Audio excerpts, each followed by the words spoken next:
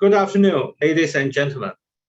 A very warm welcome to the joint regional seminar being held virtually for the very first time.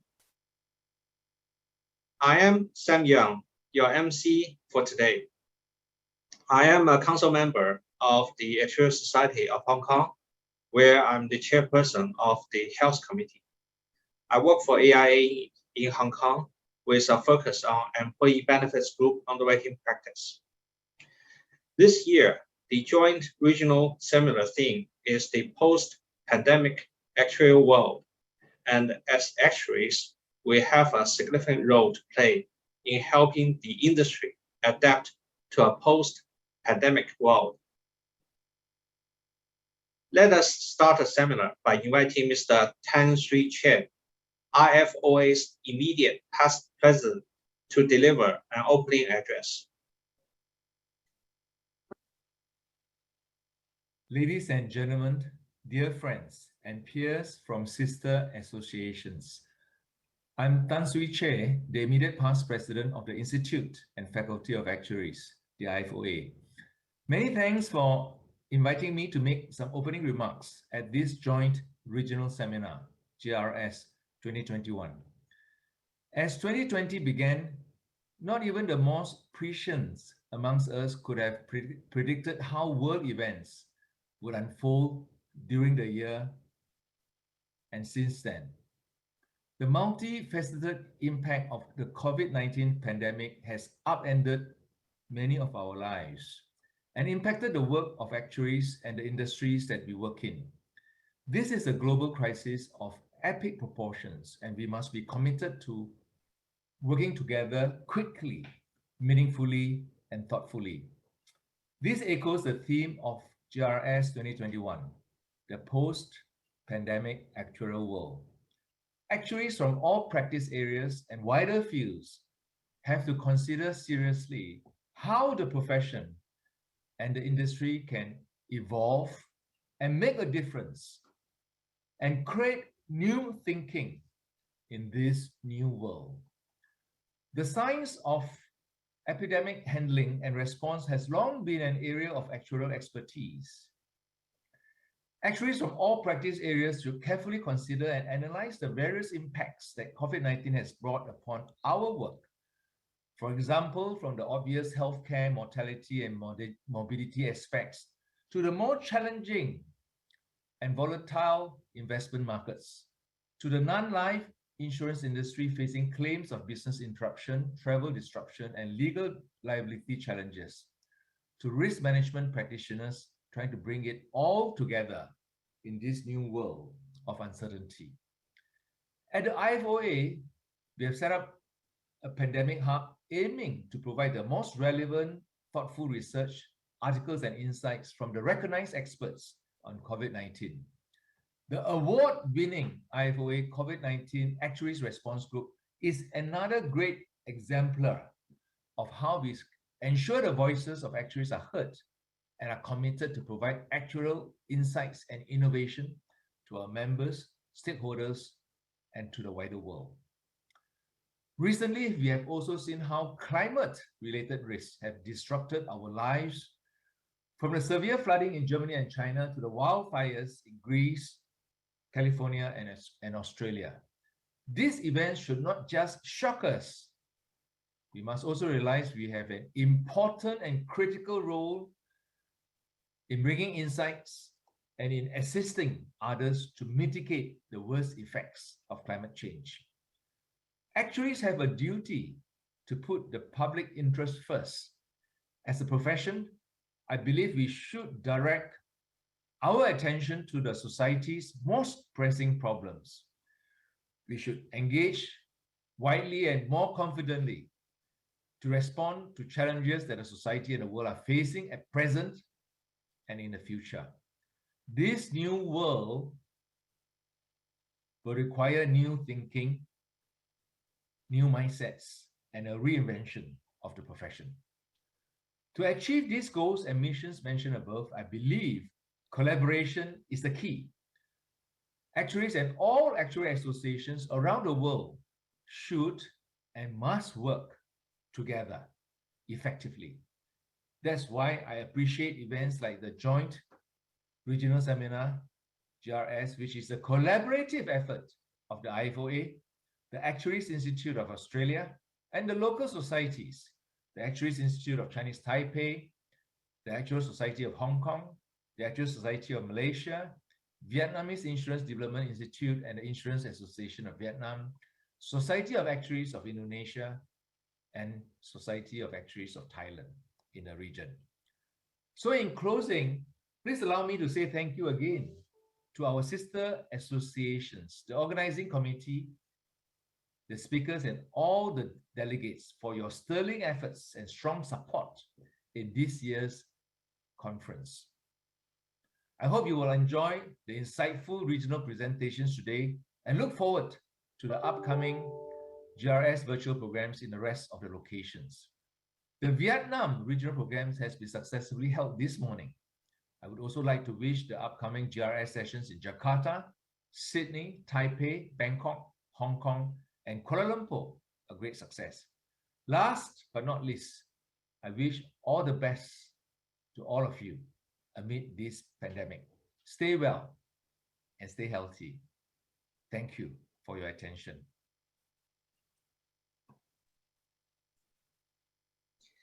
Thank you, Mr. Tan. The first presentation is on artificial intelligence, approaching the next frontier of life insurance. Our speakers are Ross Moore and Thomas Chu from Deloitte. Ross Moore has more than 15 years of experience in banking and insurance industries, with extensive experience in data, machine learning, and financial crime.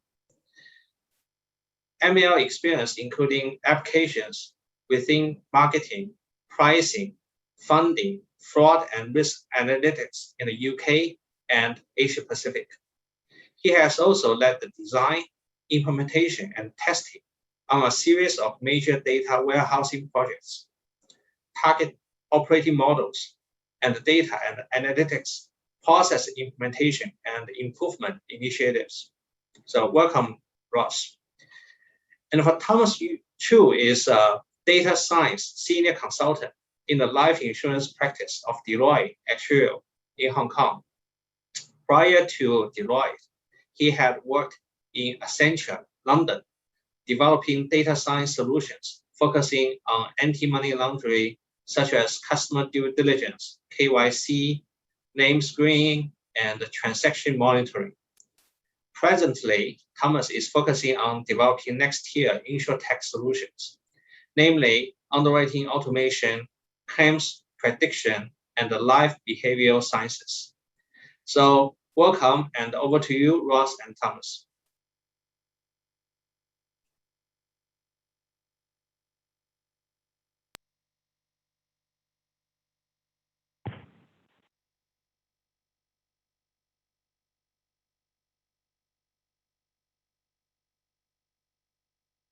Am I on?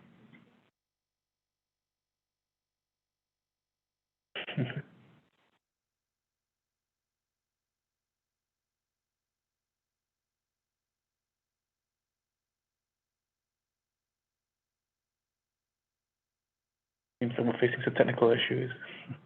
Yes, I'm not sure if they can hear us yet. OCS.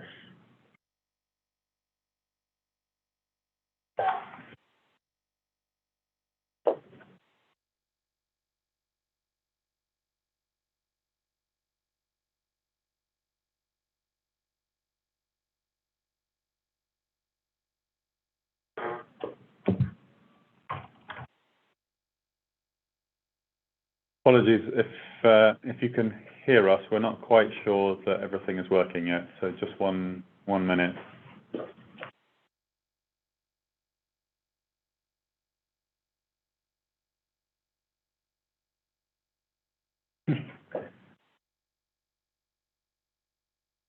Could we just get a confirmation if we can be heard by any chance? There's some people have spoken in the chat, but I can't see them. We can hear you. Okay, they can hear us. Should we just go ahead while you figure out the... We'll figure out the video. Okay. All right. Thank you for the feedback, letting us know that you can hear us, if not see us. I hope you can see the slides at least. Okay. Apologies for the slow start there. Thank you for the introduction. So we're here to talk about AI, artificial intelligence, and its use in life insurance. As a consumer, as a kind of regular person, we see it in everyday life. So we see it on my phone. You spend a lot of time on your phone, and I know that when I take a photo, I can then search weeks, months later, and I can find photos of particular people just by typing in their name. I can find photos of bottles of champagne simply by typing the word champagne, and it will come up with any event in which a champagne bottle is present in the photo. And then that's all an application of artificial intelligence, of machine learning models that are able to kind of look into things, be it text, data of any sort, and be able to bring out something of interest. I see it in the evening when I'm looking at the TV.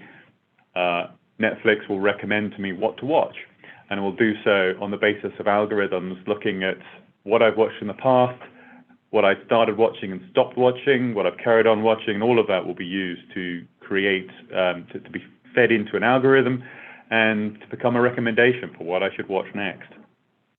Every time I spend my money with my credit card, it's being run through algorithms trying to identify unusual events. I imagine at the moment, as soon as I try to use my credit card anywhere in the world right now that's not where I live in Hong Kong, it will immediately trip up because it seems massively unlikely that I would travel at this point. And finally, when I'm driving a car around, my car is able to tell me whether I am too close to the car in front, whether I've missed my turn, whether I'm within lane correctly, and it will continuously monitor the traffic simply by kind of aggregating information from everybody else's phones that are telling us where the traffic is at, and will reroute my route so that I can get to my destination without... Hello? I think we have video. Yes. And it will reroute my route to my destination to be able to avoid bad traffic. So all of these are different applications of machine learning algorithms, and I'm using machine learning and artificial intelligence interchangeably here.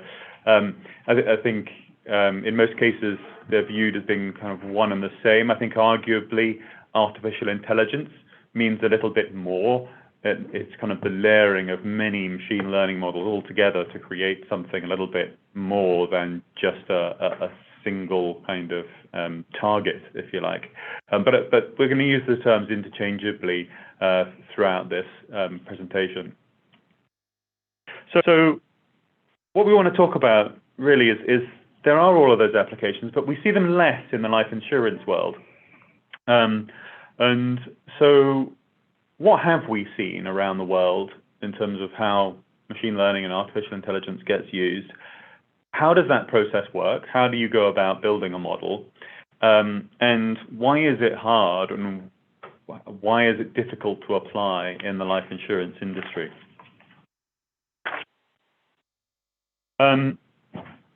So thank you very much. If that clicker works. Okay, can we go to the next slide? Not working. It'd be great if you could move on a couple of slides. Thank you. Next. 2 more slides here. One more. Yep. Right. Thank you. Thank you. Okay. Yes. So the life insurance industry in the region is large and growing. The majority of the growth over the last 5 years, even in absolute terms in the life insurance market, has been in this region. And you can see from the penetration rate at the bottom that the penetration rates are still low. So there is still a lot of opportunity for further growth. 2020 and 2021, as was being touched on earlier, has been a difficult time. Most regions in the world have seen a fall off, a reduction in premiums, and of course the sheer act of the pandemic itself has reduced or has increased death rates. Those excess deaths are one of the prime means of identifying where underreporting of COVID is happening, because you can still see the excess deaths in the death rates themselves. It's an unavoidable fact, regardless of what mechanism you use to test for COVID and your capacity to carry out COVID tests. And we've seen that in a number of countries around the world, especially early on when testing was difficult to come by. Of course, all of that's going to have an impact on payouts in the life insurance industry. But I think on the converse side, it's shown that the medical response to this pandemic has been incredibly fast. The fact that within 3 months of the virus being identified, a functioning vaccine was being able to be created through the new mRNA technology was quite remarkable and faster than any process I think anyone has seen before. Other vaccines, of course, have followed. It takes a little bit longer to get things approved and then finally manufactured, and even harder to get things distributed to all of the places where it's needed. But all of those challenges have been understood and addressed.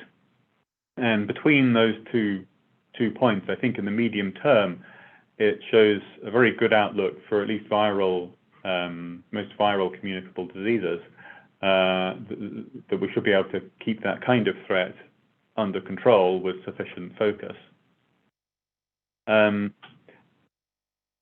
What it means, I think, in the medium term is that a lot of the impact that can be made on death rates and mortality and morbidity rates is going to come from non-communicable routes, non-communicable diseases. And those, of course, are frequently ones such as type 2 diabetes and heart disease, things that are susceptible to intervention. So if you can put in place the processes and systems and technology to monitor weight and exercise and all of these classic indicators, and then you have the ability to be able to collect and use that data, there's every opportunity to be able to influence those in your own insured persons.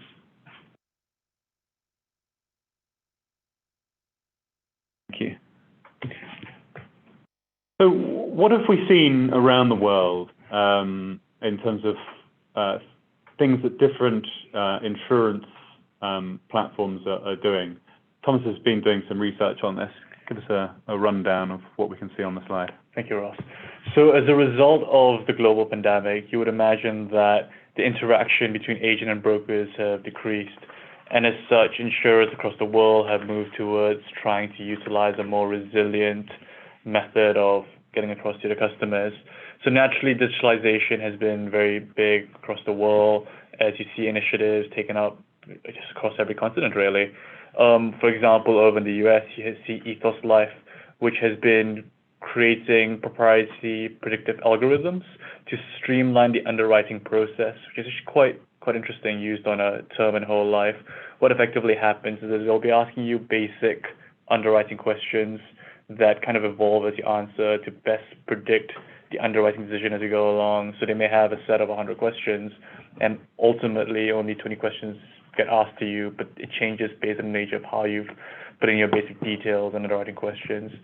Whereas over in China, you have ZhongAn, who has facilitated over 100 different data providers and sharing platforms, where what they do is they work with hospitals and other data providers to be able to validate your claim, to streamline the end-to-end claim process into minutes, seconds.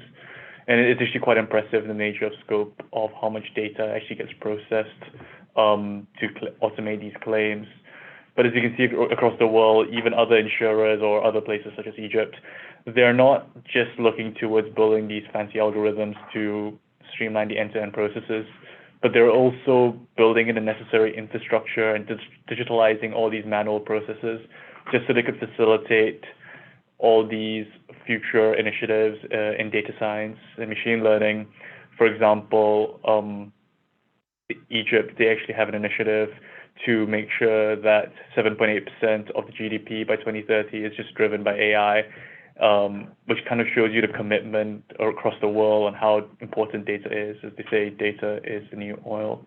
But back to you, Ross, in terms of your other insights. Yeah, another one in this region is Artivatic. So they have it's a claim system that you would implement just as one of a number of other claim systems. But their unique claim is that they have built in within that claim system a whole series of AI solutions, point solutions to problems throughout the claims process.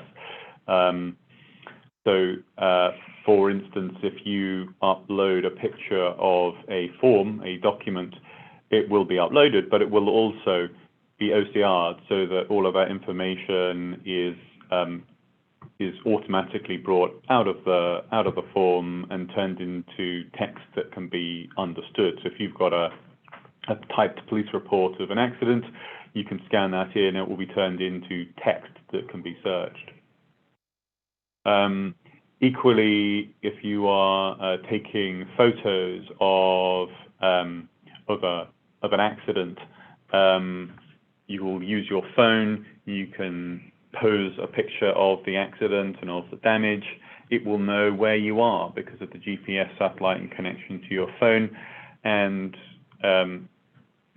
the app will actually have software as an app as part of that claim system that users can have on their phone, and it will allow you to take a picture of a car, for instance, and it will be able to tell that it is a car, that it's well lit, that it's lit enough for the loss adjusters to be able to identify and understand the nature of the damage or the situation of the accident, and it will know what part of the car is being photographed, what the nature of the damage is, etc. So all of this kind of technology is built in to the platform, so that it can accelerate that process and make everything slicker and smoother and impressive for the consumers.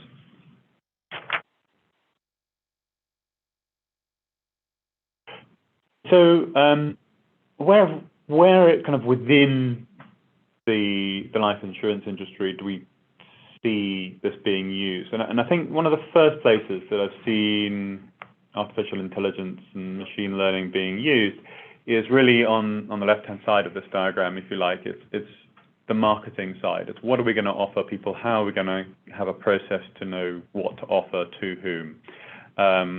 And so we've seen quite a lot of things there. But I want to focus a little bit further to the right, where there are a lot of other opportunities. Liquidity analytics is an interesting one. So insurers, of course, have a lot of bank accounts for carrying out different activities. They will have a bank account for receiving premiums. They'll have another one for making claims, paying claims. They'll have another one for paying commissions to agents, etc. So they have bank accounts for different purposes, and they'll have a bank account for sending money to the investment arm to be able to go and invest the money and get a return on the assets. Of course, all of you guys know exactly how all of this works. The interesting thing is that there is, of course, this tension between all of the things that they need to pay money for, all of the money coming in, and the desire to make money on the asset. And any money that is stuck waiting for something to happen is money that's not earning a return. Now, at the moment, admittedly, interest rates are very low, but in most market scenarios, this is real money being left on the table. And there's an opportunity to apply analytics to understand the ebb and flow of the requirements for money in these accounts to be able to make the payments that are expected and to know how much money is coming in when, to know where it needs to be moved to next. And there's a department, of course, that already handles this, but it's slow and it's often working with poor information. The information is there in the company somewhere, but it's very rarely at the fingertips of the people needing to make these decisions, certainly in enough detail. An example, a kind of real-world example of this is actually my kids' school, where regularly every summer they run out of the school issue backpacks. For some reason, 120 children joining the school every year. At the bottom of the school is a surprise to the school. I never quite understand why.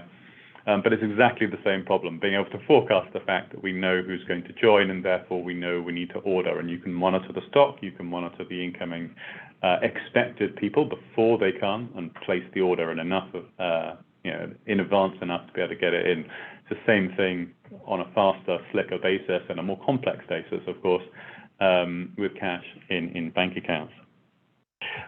We've got pricing optimization, which is all about finding an efficient frontier where you've got different models that you can bring together. So you may have a model that predicts how profitable someone will be. You'll have another model that predict how likely they are to respond to an offer. And it's a question of how you balance these things to achieve the business outcome. And that's a very interesting application, and one which requires your data scientists to be very close to the business to be able to understand the business problem and be able to have a really sensible conversation about how to balance all of these different aspects of the sales process and the pricing process for a product. And then finally, on the right-hand side, there's a lot of interesting information locked up in claims data. And you can use claims data to understand the risk that individuals pose to you. You can use claims data from high frequency type insurance products to be able to predict the risk that you're going to get from other lower frequency type insurance products. So health insurance versus critical illness versus life. They will all be able to learn information from each other about that can help with the underwriting process for the next product and the more expensive product to upsell to. And finally, as I touched on before, you can put intelligent machine learning based processes to capture documentation, because a lot of people's systems don't have this information well organized. And you can capture that information out of text documents, bring it together with the claims data, and use all of that to inform your processes. And Tom's is going to talk to that a little bit, having introduced the general approach of how we solve these data science problems first. Thank you, Ross. So whenever we go through a data science project, there is actually an order to the madness that we work with, in the sense that it's quite a straightforward process. We identify the data sources, we clean it up a bit, we perform some elements of feature selection, which are all algorithms that a data scientist would run.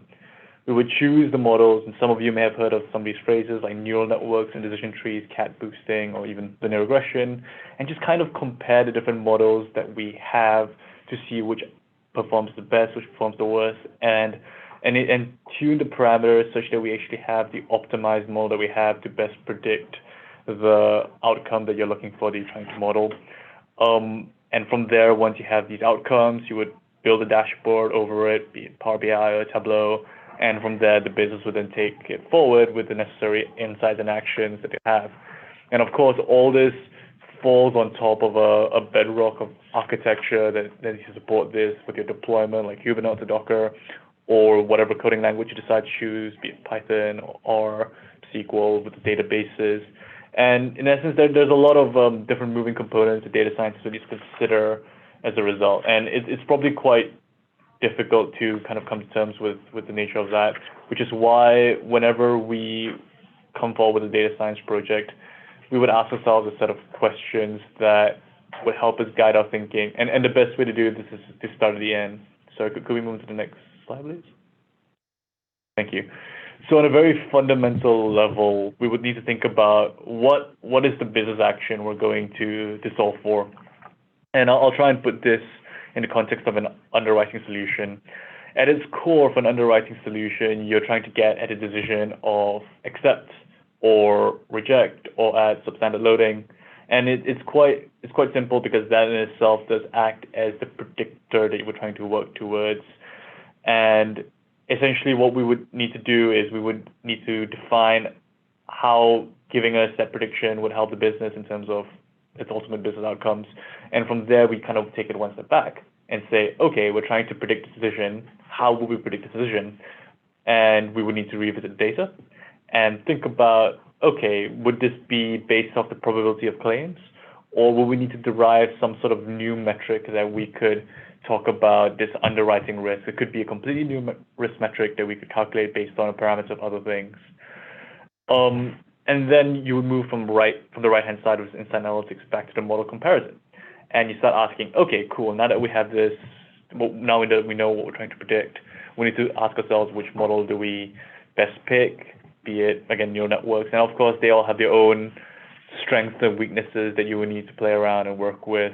But you also need to have these separate considerations on things that are very, very basic, like overfitting, underfitting.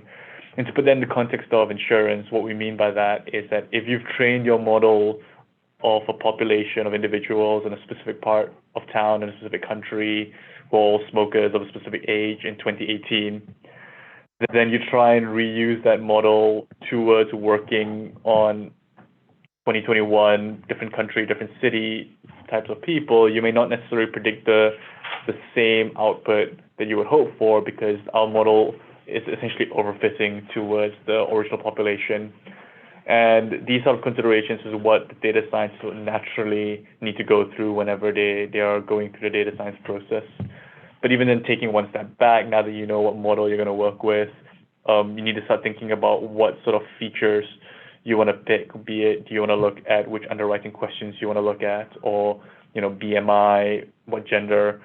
And essentially what the data scientists would then need to do is they will need to run through their feature selection algorithms that are prepared just to make sure that we've picked the highest impacting features that would result in us predicting this underlying underwriting risk. And then from there, now that we know we want to pick this, we need to take one step back and say, what data do we have? On a very fundamental level, and I think Ross will talk about challenges much later on, is that there is a lot of gaps within the data that in a perfect world we will have it covered, and sometimes we may need to work with what is in the art possible based on different source systems that exist and what has been enhanced in prior initiatives. And of course, then there's the architectural questions. Can we support this model? Can it run? Do we have data in the right place? So there's actually a whole host of questions that kind of guide the nature of the thinking that we have in any data science project. And to prove that, I'll bring it with another use case. So I can move the next slide. So for example, once again, we'll just apply the same framework to show it's not a lightning in a bottle situation. So at its core, when it comes to a claims AI initiative, the simple business problem that we're trying to propose is that we want to generate more leads. And then the question becomes, how do we generate more leads? Then it'll be the nature, or it'll be the kind of the decision of the business kind of think about, okay, in order to generate more leads, it will make sense if we start simplifying the underwriting process and make it easier to sell to these sort of low risk customers. But then you start thinking about how do we quantify risk? What are we trying to predict? Then we'll think about claims. We obviously want to think about selling more towards low risk claims as well as selling less towards high risk claims, or thinking about these other business decisions. But by the very nature of saying, okay, we want to sell more towards low risk claims by streamlining the underwriting process, we will need to build a model that predicts claims, naturally. And as part of a hidden benefit as a result of that, you will need to start predicting what is medium risk claims, what is high risk of claims for these different customers that we are trying to segment. And from there, we would start thinking of the business decisions. And as you can see on the slide on the right-hand side, everything that we have there kind of forms the bedrock of what are we trying to predict ultimately with a model. Then from there, we would take it one step back in the framework that we have of, okay, now that we know we want to predict this level of claims, we would start thinking about different models that we use. Again, this is the job of the data scientist. we'll start thinking of different features that we want to propose, and then we'll move it all the way to the left towards understanding, okay, we want to use the data from Infor customers as well as any additional data that we have from maybe third-party vendors or hospital and medical claims data to kind of support this. And naturally, just to kind of apply the high-level framework that we've talked about in the previous slide, this is kind of an end-to-end architecture of what we will try to build out as a data science process and naturally deep dive into it. So as part of moving, now that we've kind of understood the right to the left, we now kind of have to work through the left to the right of going into each individual low-level discussions and kind of work through, okay, what kind of data do we have? And as you can see on screen, we will highlight the different predictors and the different responses that we can predict towards, or we could naturally derive new responses based on the available data we have. And as you can see on screen, it's just dependent on the nature of the product that we use as well as what's available to try and build the best available model that we can. And now that we have all the available data in a little sandbox, we can start playing around with it using different feature importance algorithms and statistical analysis to understand whether the nature of these features or responses are truly statistically significant, because that becomes the bedrock of model accuracy, which drives the models and drives how we view the models as being useful or not useful. Then, as a data scientist, we would then take out all this data, we'll split it into training and the testing sets and run through different types of machine learning models, naturally us coming with a level of expertise of what is good for what type of problem we're trying to solve for. And we'll have different model outputs that we'll start comparing one after another and figure out which is the best model to use, be it from an accuracy perspective, from a training time perspective, just generally trying to build the slickest model that we can to solving the business problem.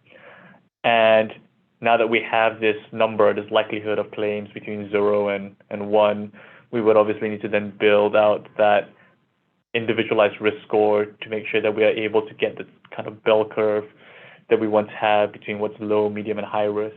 And from there, we can start segmenting it and coming away with different business actions. And in parallel to that, there will also be some elements of model explainability, which is just some algorithms that a data scientist would run just to make sure that we know that our models are doing the right thing and that we can actually trust our models, because for most business users, this may be a black box, and these sort of other packages that we would use would help provide a level of explainability. Then from there, you would come in and go with the low, medium, and high risk business actions that we would have. And this other use case that we're talking about is kind of just step away from the idea that as a data scientist, we're just working on a singular end-to-end process in the insurance ops. What we also want to showcase is that a data scientist may come in and even improve the upstream systems. So as we see on screen right here, we have an end-to-end underwriting data collection process. And what we're trying to showcase here is that at these different stages of the data collection points or data transfer points, there's plenty of opportunity as a data scientist towards upgrading the process, be it digitalization and some of the very natural stuff. But there's also things that Ross had mentioned about OCR, where any medical reports can utilize optical character recognition to streamline that process and just save it. And that has an element of data science involved in terms of the prediction towards the characters and recognizing whether it's true or false. And also more recently, what we've seen is that we're working towards having smart DQ rules, towards just flagging things that are statistically insignificant and shouldn't be part of the data that we have, just so that we have the extra QA whenever we have data transfer processes, and smart autofills, as some of you might know, where if it's a location, there will naturally be a search engine on the back of that to see whether it's statistically significant that this is an actual location. So it's actually quite interesting that data science is not just about the end game, but also kind of bringing it to the data ingestion processes to just make our lives a lot better. And again, all this sounds great, but naturally there are hurdles and there are barriers to entry that we face as data scientists, which Ross will be the bearer of bad news. Thank you, Thomas. As always. Yeah, thank you. So I kind of wanted to frame, I guess, our closing thoughts a bit about around that 5-step process that Thomas has talked about. So on the left there, we've got the data sources. And of course, there's all the data sources that you've got in your company, in your systems. But there's other data sources too. And so, you know, that data may be in varying states of preparation. It may be difficult to access, and maybe the first time you try and do it, you're going to have to try and do it manually as part of a data science process. But ultimately, you'll want to have a formalized IT approach to how to handle this and automate all of that. But it's not the only source of data, I think is the point there at the bottom. There are other sources. For instance, and some of them are less obvious. So health providers may have data that is available. It may not be at an individual level, but it may well be data that you can use to help understand how risks are changing over time, how the risk distribution is changing over time, that you can bring in, and that may be available on a regional basis. And so there's ways in which you can bring that to bear against your own data in a useful way. There are other less traditional sources of data as well. Who come to mind? One, credit agencies. They're generally quite regulated, and of course, and the regulations change by country around the region. But we've seen in the US, at least, that there is clearly a high degree of correlation between credit scores and credit information and many other outcomes, including health, life, death, morbidity. All are linked to credit information. And again, that information may be available on an individual basis. It may be available if you specifically ask the customer to let you see it. And of course, you'll need to dangle a carrot to the customer to let them do that. But it may well be worth it from a risk and reward basis. They may well be happy to say yes, and if they aren't, that says something about them, not necessarily negative, but it says something about them. And if they do grant you access, then that's great, and you'll be able to gain access perhaps to some elements of the data that they have, and that can provide some quite powerful insights. There are other sources as well that you can do equivalent kinds of activities with certain online aggregators of online data, and be able to bring information in about people's behavior online. Again, privacy aspects that need to be addressed there in the process to make sure that that's being done in an above the table way. But it can be very, very interesting and very powerful.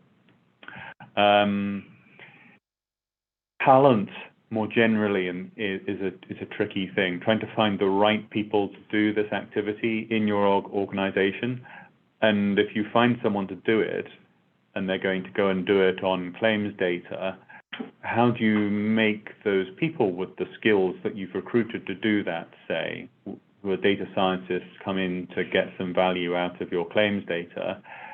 How do you get to deploy them in other departments, in different parts of your own organization? Do you have a centralized team? That liquidity analytics example, for instance, will be in a completely different department, and there'll be somebody else in risk wanting to do something else. How do you get these data scientists to come together in a way so that they can share their expertise, but not lose the specialism that they have? That's quite a difficult thing to achieve, depending on the size of your organization. And how do you do it across countries? Many insurers operate across different countries in the region. How do you bring all of those together so that you don't only have 2 people in one country and 3 in another, and you don't have the ability to pool all of that knowledge and make sure that you're protected against single individuals leaving that team and that organization. What's your organization's risk tolerance to data science? I spent quite a while working in a bank and spent some of that time working in a credit risk team.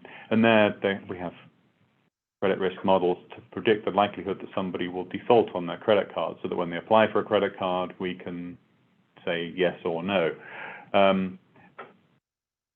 What I found when I took a look at the usage of machine learning models in the credit card industry in some countries and some banks was that actually most applications, in fact all applications, were being rejected by the old rules that existed before data science and machine learning. It's a bit like underwriting rules. They would get excluded.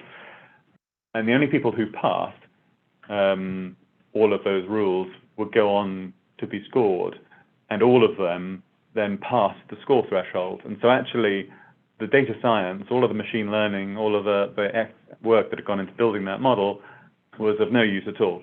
Everything was being done by these old school rules, and that's because they hadn't properly embraced the change that data science could bring to the game. And finally, really, it's about that alignment between the data scientists and the business. Is everybody working together, in an interactive way? Do the data scientists understand the business, and are they educating the people in the business about what it is that they can do and what it is that they can't do, and kind of how probability and how data science works? Okay, I can see that a few hands have gone up during that, and that there are some questions in Q&A. How can we go through these?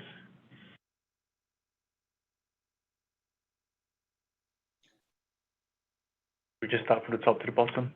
We can. How long do we have to run through these before we get?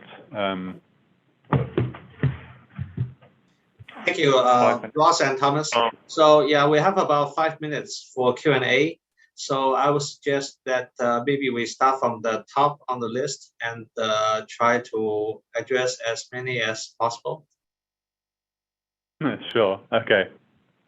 All right. So yes, the top one. It's the most liked, I can see as well. In the beginning, there is always a problem that we don't have enough data to analyze claim and underwriting rules. How to deal with it? This is an excellent question. There are a few ways of interpreting this, and if we were face to face, I would probably ask some follow-up questions to make sure I understand the question. So obviously, the total number of your customers who have gone through the underwriting rules will be large. It will be your customer base, I hope, because they will have all been through it. So then there is the question, is the problem here the fact that the proportion of people who claim is low, and there it depends on the nature of the product, or is it the width of data available is very low, in which case that's the question is not whether there's not enough columns of data, not enough pieces of data about each person, but really how powerful that information is. There's a few ways of handling some of these. So one is to aggregate many years worth of data. Whenever doing credit application scoring, when you were trying to build a model, you would typically take a series of years of data and you would bring it all together to realign it. And you can do a similar thing with insurance data so that you can see the kind of time evolution of those. There will be some products where the claim rate is simply low, and there it may be difficult to get hold of that data. But there are, again, other approaches. There's a mechanism that you can use to share data across and build kind of communal models across multiple companies, and that might be across countries or indeed within a country across companies in a manner that means that nobody actually learns any individual information about an individual and their claims, but together they all contribute to a better model that has learned from all of this. And that can be a really powerful way of boosting the amount of data that you've got without having to handle the privacy concerns that might come with something like that. Federated learning? Federated learning and homomorphic encryption. Yes. Indeed, it is the approach. So there are different approaches to handling it, but it does depend on exactly what the problem is, and how to handle it. You don't need many bad events or claims to be able to build a predictive model, but you do need some, at least a percent or two. You have anything to add? I mean, the alternative is third-party data, really, where if you're able to have some sort of key, like what they do in China actually with their WeChat, it acts as a unique identifier for each individual. So you may actually get a view of the individual before they even make the claim or even perform any underwriting, just because you would have known their kind of personal browsing history or what they've bought. But of course, different countries have different laws and regulations, which quite interestingly ties to the second question. So again, it depends on what seems to be available in the market. Great, thank you. I hope that. Yeah, thank you, Ross and Thomas, for your wonderful insights into this topic. And from the Q&A box, I can see that many people got very fired up and really have the thoughts running. But unfortunately, we're running out of time, so I'm afraid we have to stop here. And but if anyone in the audience has any questions, feel free to send your questions to us, and we'll be happy to channel over to the speakers so they can follow up. So now it's time for a short 5 minutes break. So we'll come back at 2:55 p.m. for our next presentation. So thank you, Ross and Thomas. Thank you very much. Thank you.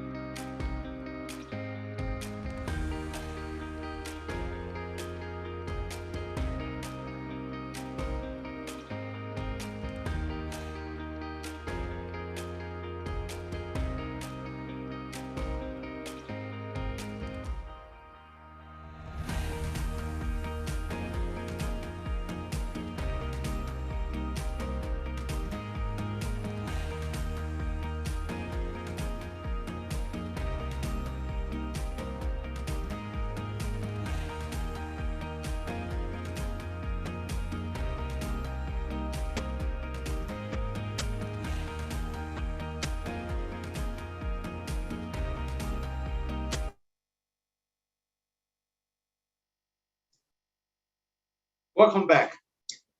Now we proceed to our next presentation. The topic is increasing lung cancer in young females, an emerging risk for life insurance. Our presenter is Dr. David Lu from Swiss Re.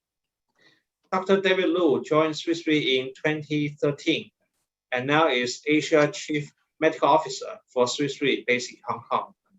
His key responsibilities are leading the Asia Medical Officers team, overseeing all medical-related insurance risks and their trends, providing advice and support business growth within a particular focus in Asia.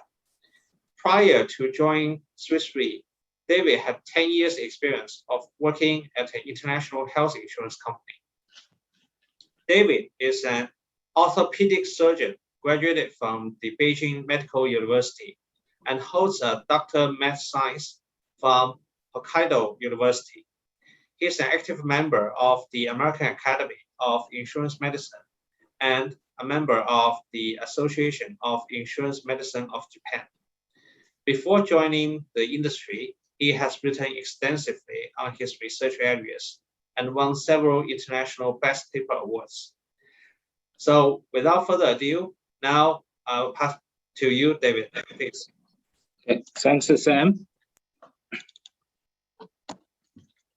Okay, and so today my topic is about the female lung cancer, and so we all know is usually we consider lung cancer as a male cancer, the smoker's cancer. But today you see is I'm talking about the increasing lung cancer in young females. And the question is it an emerging risk for us? So today I will split the contents into four. And the first one, I show you some data that the lung cancer incidence is higher in young female. And the second is talk about the LDCT screening. LDCT is refers to the low dose CT, and the low dose means is much less radiation. So now it's used for lung cancer screening. So the second part I will talk about is how the LDCT screening and affect the lung cancer incidence. And the third part is talk about the overdiagnosis or early diagnosis. I think actually you may interest to know the increase the incidence is overdiagnosis or early diagnosis. But finally, in the summary, I will talk about is some of the learnings. So part one is the lung cancer incidence. So this article is just published 3 months ago, and so first you see let's look at the lung cancer trends and before 2010. The 2010 is very important because after 2011, LDCT has been introduced for lung cancer screening.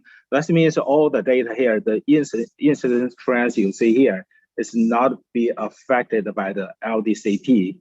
And so first you see is the data I copied here is from the Asia, the Eastern Asia, Southeast Asia, and the Oceania is mainly the ANZ, the Australia, New Zealand, Western Europe, and North America. And first of all, you see the male lung cancer. You see in the top is all is the male lung cancer.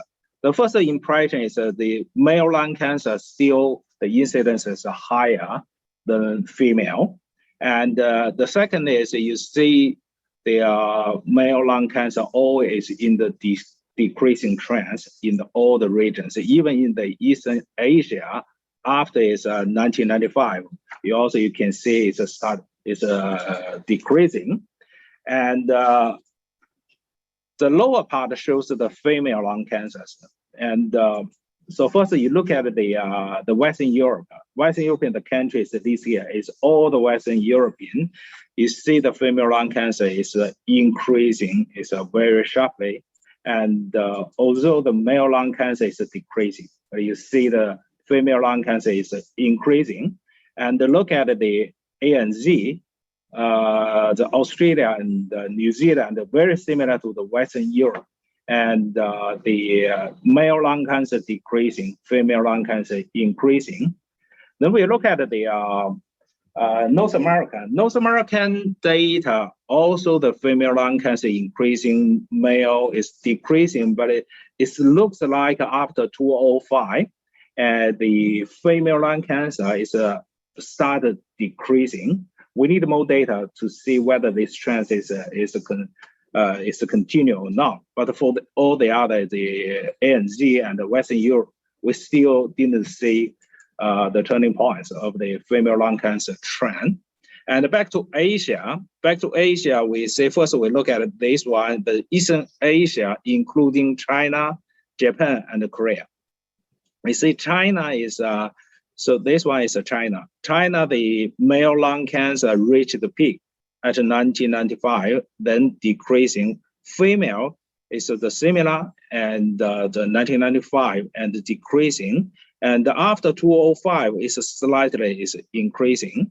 And this line is for Japan. And interesting, you see Japan for both the male lung cancer and the female lung cancer on the increasing trend. And Korea is also quite a flight. And the male lung cancer looks like a slightly decrease, and the female slightly increase.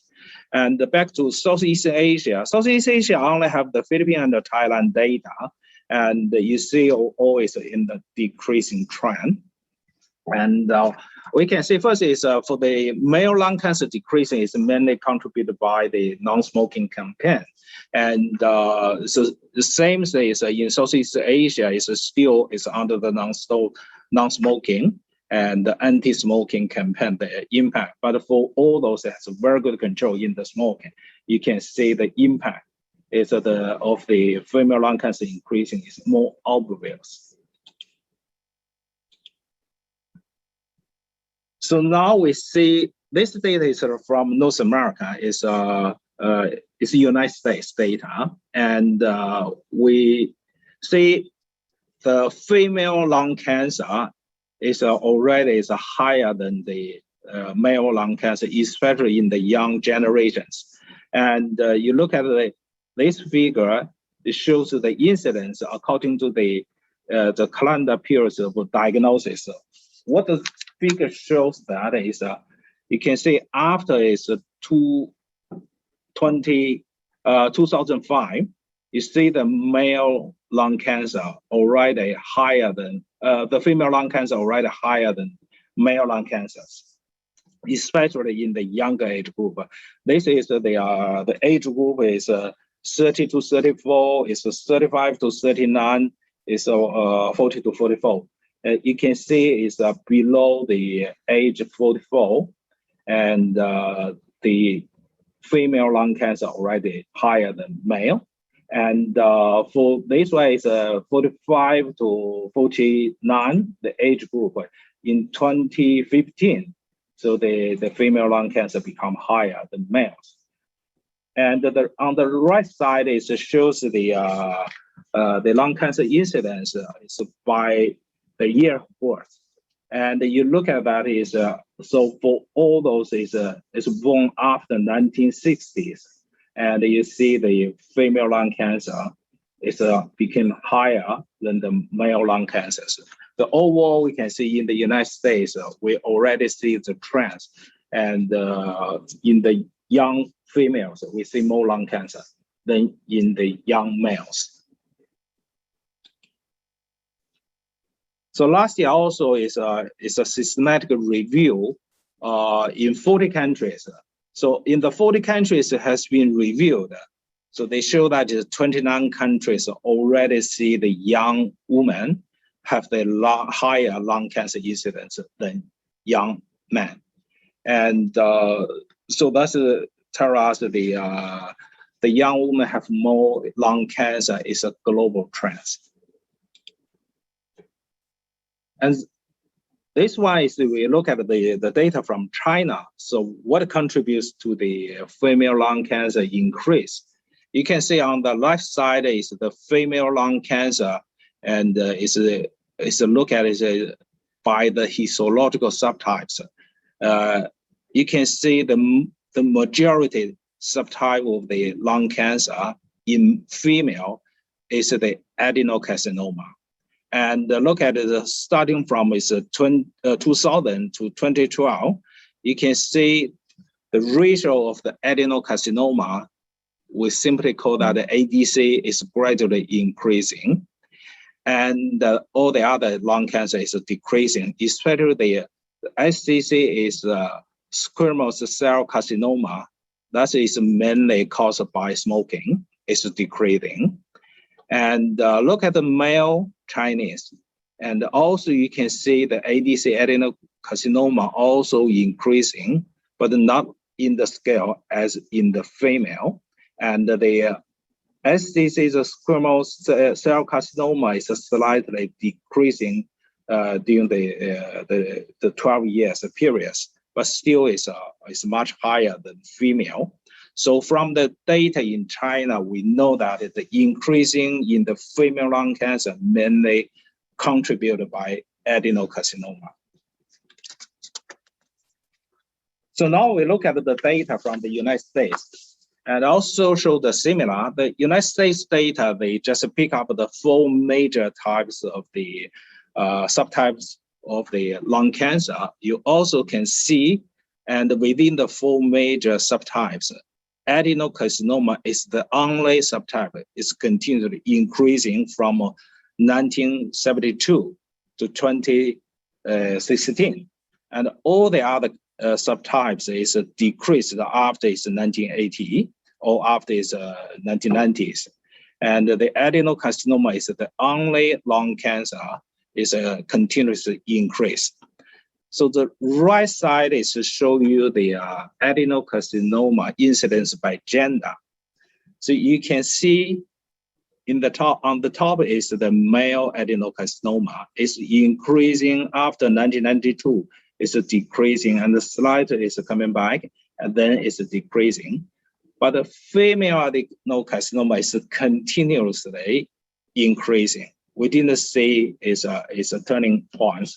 And remember at the beginning, we look at the cancer trends from the North American, and you see after 2005, we see the lung cancer, the female lung cancer in the United States is decreasing. That's the only country we see decreasing. But if you only look at the adenocarcinoma after 2005, you can see adenocarcinoma is still increasing, although the other types of the lung cancer is decreasing. So now we know the female lung cancer is increasing, is mainly contributed by the adenocarcinoma, and it is still increasing, and we didn't see the turning points show that the adenocarcinoma is a change to decreasing. So this message is from the National Office of Cancer Prevention and Control in China. So they noticed the trends of the adenocarcinoma in the Chinese woman. They said the significant increase of adenocarcinoma of the lung in Chinese women suggests that a persistently strong exposure to potential carcinogens in the Chinese population should be further and fully investigated, which means that this is the underlying reason for the increasing in the adenocarcinoma in females still unknown.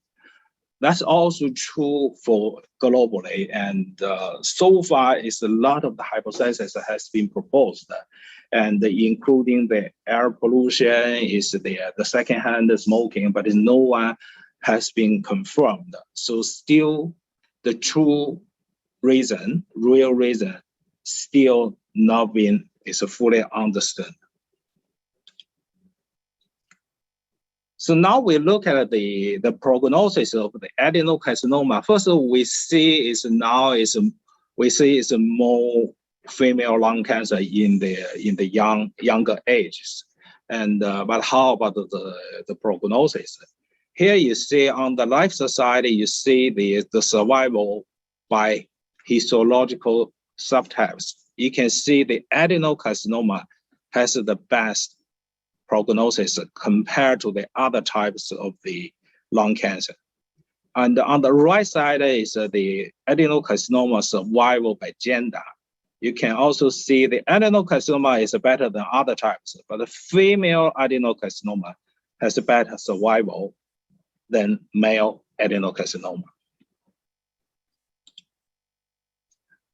Okay, now we come to the second part, the LDCT screening and the lung cancer incidence.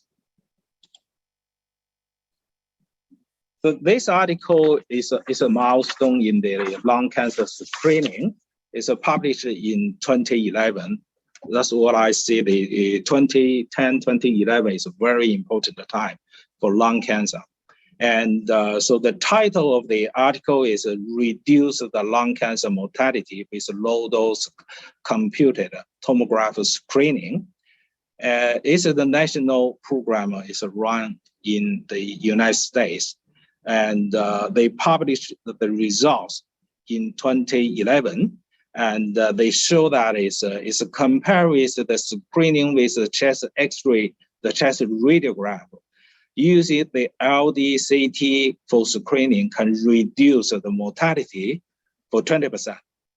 And that is a quite significant reduction and save lives. And also for insurance, we can see it's quite good for the mortality business. We can see they are really reduce the mortality. But at the same time, they also show the figure above that, the figure A, and the number of cancer detected by LDCT compared with the chest X-ray increase about is 12.6%. So we save more lives, and also at the same time we detect more cancer cases. That means if you do the CI business, you may need to pay 12% more lung cancer cases. And what's the impact of the LDCT screening? Shanghai is published data is 2 years ago in 2019. You can see the title of the article is the lung cancer incidence in female rises significantly in urban sprawl of Shanghai after introduction of LDCT screening. So that means after introduction of LDCT screening in Shanghai, they see more lung cancer in females. So this is the data they show. And so the data, the figure above show the whole Shanghai data. You can see even after it's 2011, it's continuously increasing in the female and the male, the lung cancers. But if you look at the Xuhui district, that's the center of Shanghai. And so here is this district has 2 hospitals. One is the Shanghai Cancer Hospital or the Oncology Hospital. The other is the Shanghai Thoracic Hospital. Both hospitals provide the LDCT screening service. And you can see in this district, the female lung cancer incidence is suddenly increased after 2011. So they also give the data. This cancer data, incidence data, is from the Shanghai Cancer Registry. And that means all is a cancer diagnosis in Shanghai, they need to be registered to the officially. They based on the data, they look at that. And first one is the average annual percentage change of the incidence in Xuhui. That's the center of Shanghai. So you can see for the male, and the data from 2005 to 2014, for the male is almost no change. And for the female, you can see they are before 2011, the average annual percentage change is about 1.1%. And after 2011, they only provided 4 years data. And so the annual increase is close to 20%.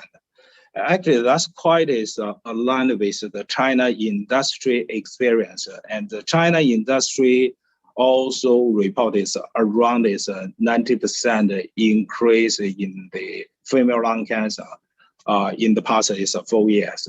It's quite similar to this one. But if you look at the age group, the main increase in the age is 50 to 54.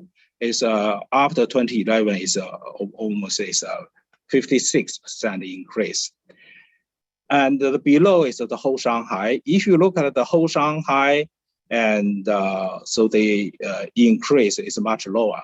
And if you look at the whole Shanghai city, and the male is less than 1% through the whole period. And for the female, the average is actually jumped from the 19% to 5.5% annual increase. But the increase, if you look at the age group, the increase mainly happen in the younger females. And this one is the data from the whole China is more flat. If you look at the trends. So now we see the LDCT really can detect more is lung cancer. We call that really the detection rate or the diagnosis rate rather than the incidence rate. And so we can see here is the participation rate of the LDCT participation rate is quite different. And in the United States, they reported the participation rate is even in 2015 is only 4.4%. China don't have so many data, but it's this data is from Henan province. They both is for the high risk group, but they promote to the high risk population. For the in China, the Henan province, you can see the participation rate, and it's much higher compared to the United States.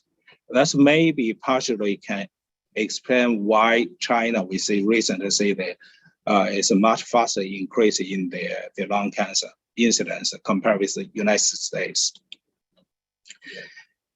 Here is the lung cancer screening guidelines, and so basically the guidelines suggest only the high risk group. I mean the high risk smokers, all people have the family history to do the screening.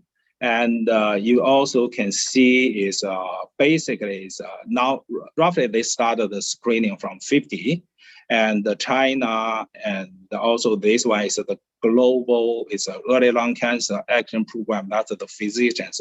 They suggest the screening should start earlier, start from age 40. But in the real practice, we also see the cases is below 40.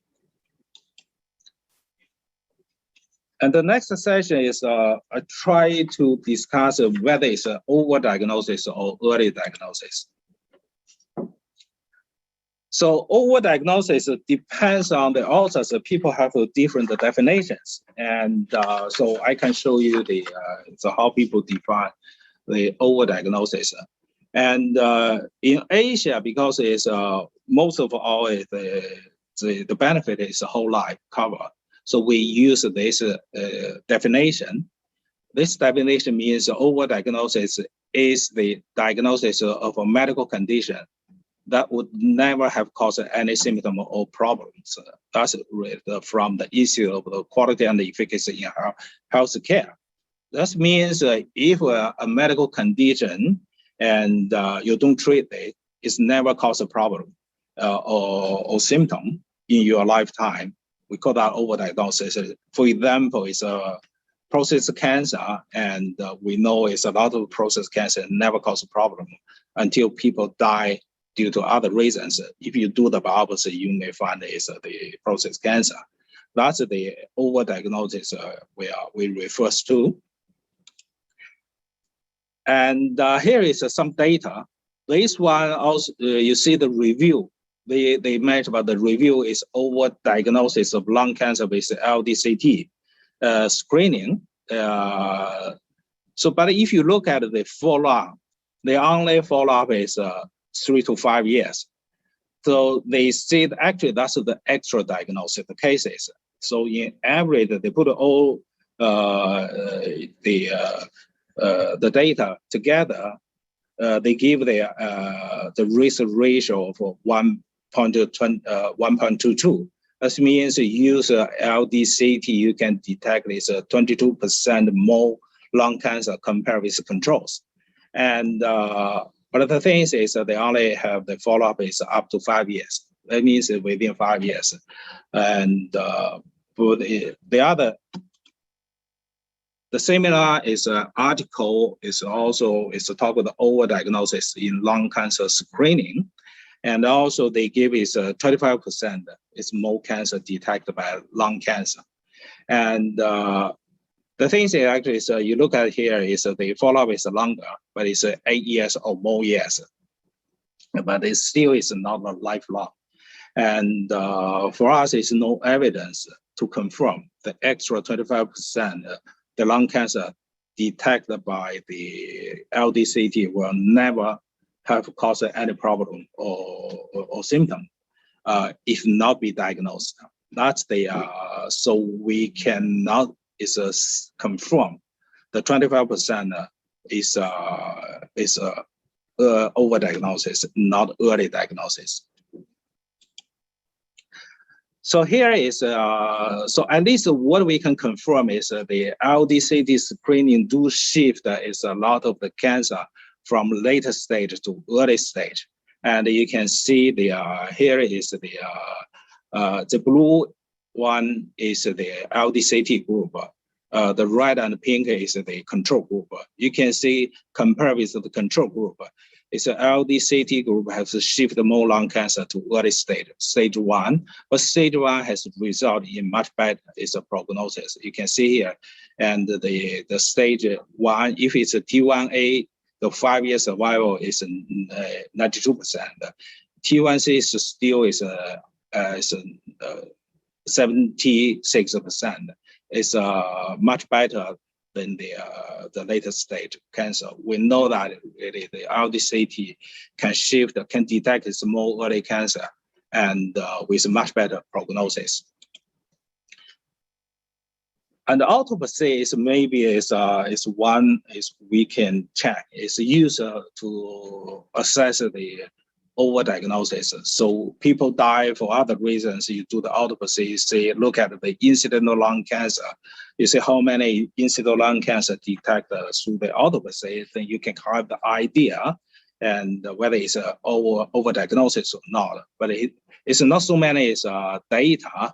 And so we can see here the incidental lung cancer report is range from less than 1% to 28%.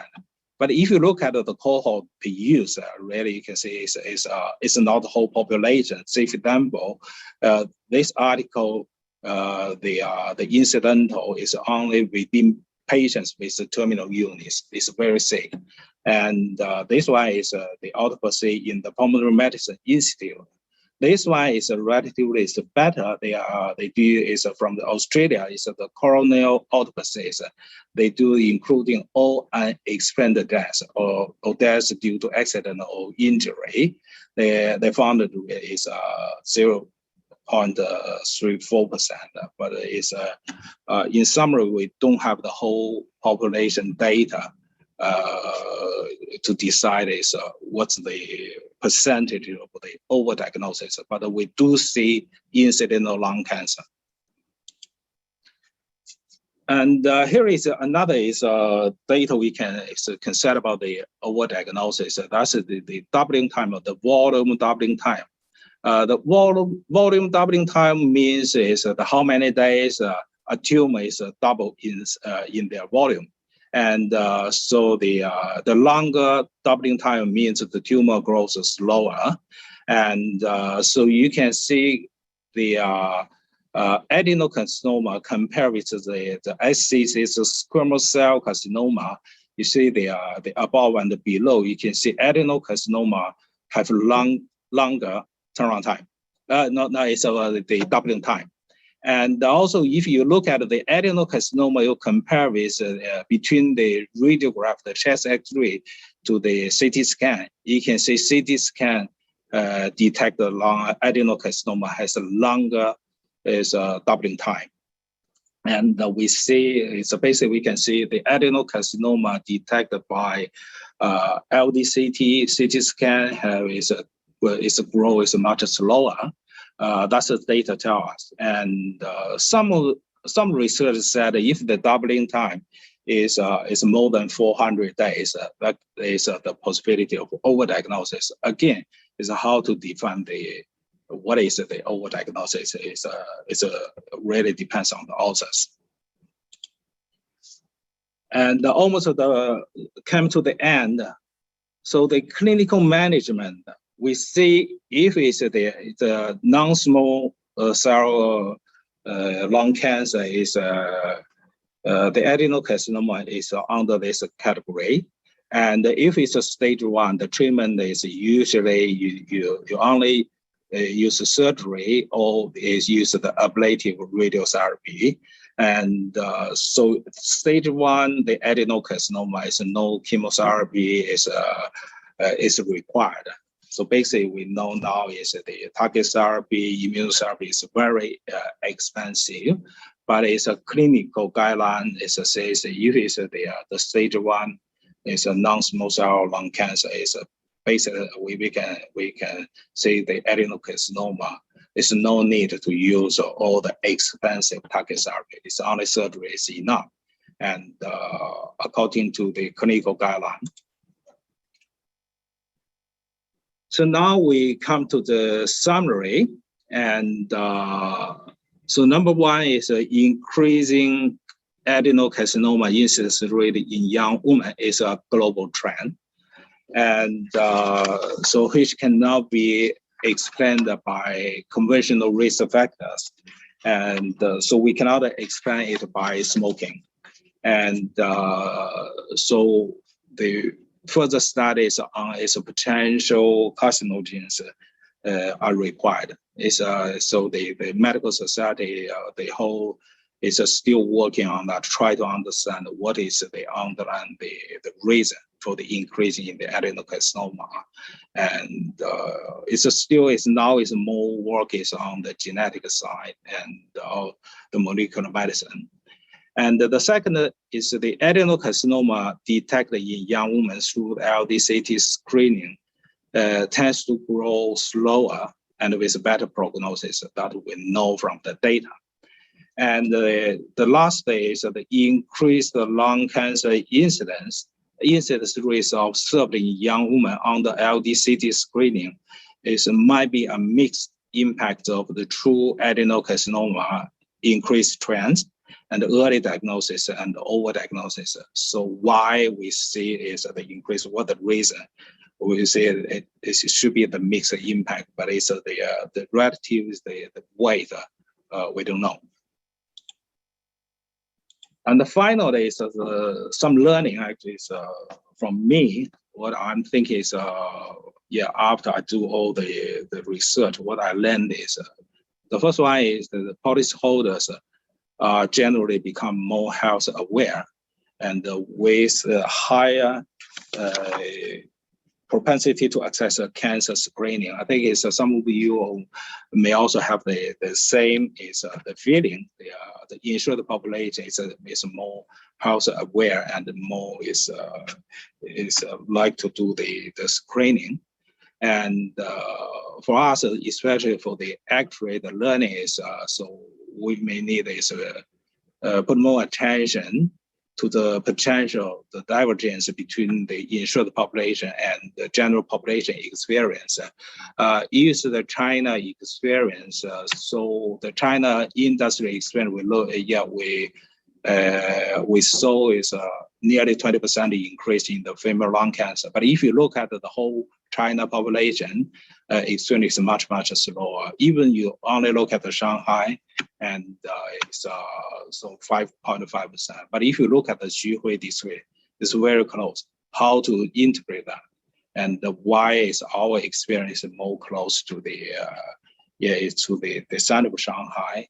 And you may need to really think about it. When you apply the population experience to the pricing, and so that's some of the area I think is we need to think about. The second learning for me is the application for LDCT in screening does not only find more lung cancers, but it's more, we see more is pulmonary nodules. And how to underwrite that is we need the underwriting on the risk of pulmonary nodules in never smokers. And because we see actually it's all the research show that it's the female lung cancer, the adenocarcinoma is most likely is happen in never smokers, in female never smokers, not in smokers. And so the other thing is the LDCT maybe for China is an issue, but recently in the past 2 years, the COVID, the pandemics, so the CT use is much more common for the population, not for the lung cancer screening, but for the COVID-19 purpose. So you may also see more lung cancer is through the COVID-19 is the checkup or the examinations.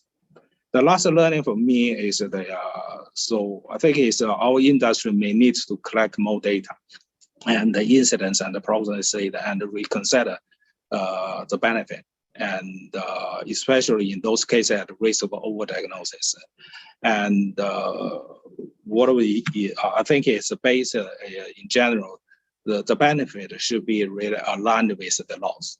And so the product design should avoid encourage the adverse selection. That's all from me. I saw it's a lot of questions coming.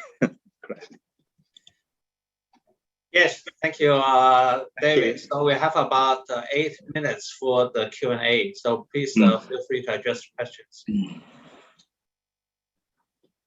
Okay.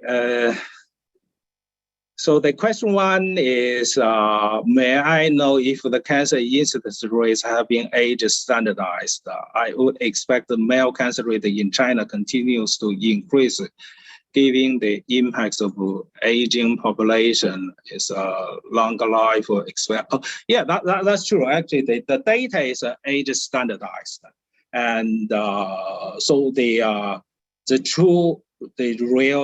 number of lung cancer definitely will increasing with the aging population. That's for sure, and so that's for sure. And but the things is if you look at the age standard and also always the incidence by age group, you can see. And so for the male lung cancer, and so after you standardize by age, or so you can say either it's a flight in China, it's always decreasing, but for the female, it's a challenge, and we see no matter you use the age standardized, but now it's a continual increase. But and theoretically they should reach some plateau, but it's how long it takes we don't know. And okay, the second question is, may I ask by what degree the higher lung cancer incidence rate is due to new diagnosis techniques, new diagnosis? Okay, actually, so I think it's I already give this okay, and if you look at the data published, and so we know it's not so many data. The articles really they focus on the LDCT and how many is detected LDCT, And so we can, if you look at the data, first one is in Shanghai, the Xuhui, they say, you can say the after introduction of the new technology, the LDCT is a suddenly increase. The increase is average is about 20%. And but if you look at the comparison between the LDCT group to the control, that means how many more we see. Okay, for the original article from the United States that they published in 2011, it's compared to the control, the new cancer, the lung cancer detected by LDCT increase is 12.6%. It's roughly 12% to 30% is more cancer. But if you look at the overdiagnosis review, the two articles I quoted is they see is so it's 22 to 25% is more lung cancer detected by LDCT. They have the follow-up is between the first article is 3 to 5 years. The second article is 8 years or more. But roughly is we can assume 20 to 20% is more lung cancer has been detected is by LDCT. But I have to see, we don't exactly know how many of them are early diagnosis. That means even you don't detect now, they may, because adenocarcinoma is grow very slowly, they may detect it 10 years later. We don't know. And if we say overdiagnosis, that means so if you don't detect, they never cause a problem until they die due to other reasons. So what we know is LDCT increase the lung cancer compared with control 20 to 25%. But whether it's early diagnosis or is overdiagnosis, so we are not sure.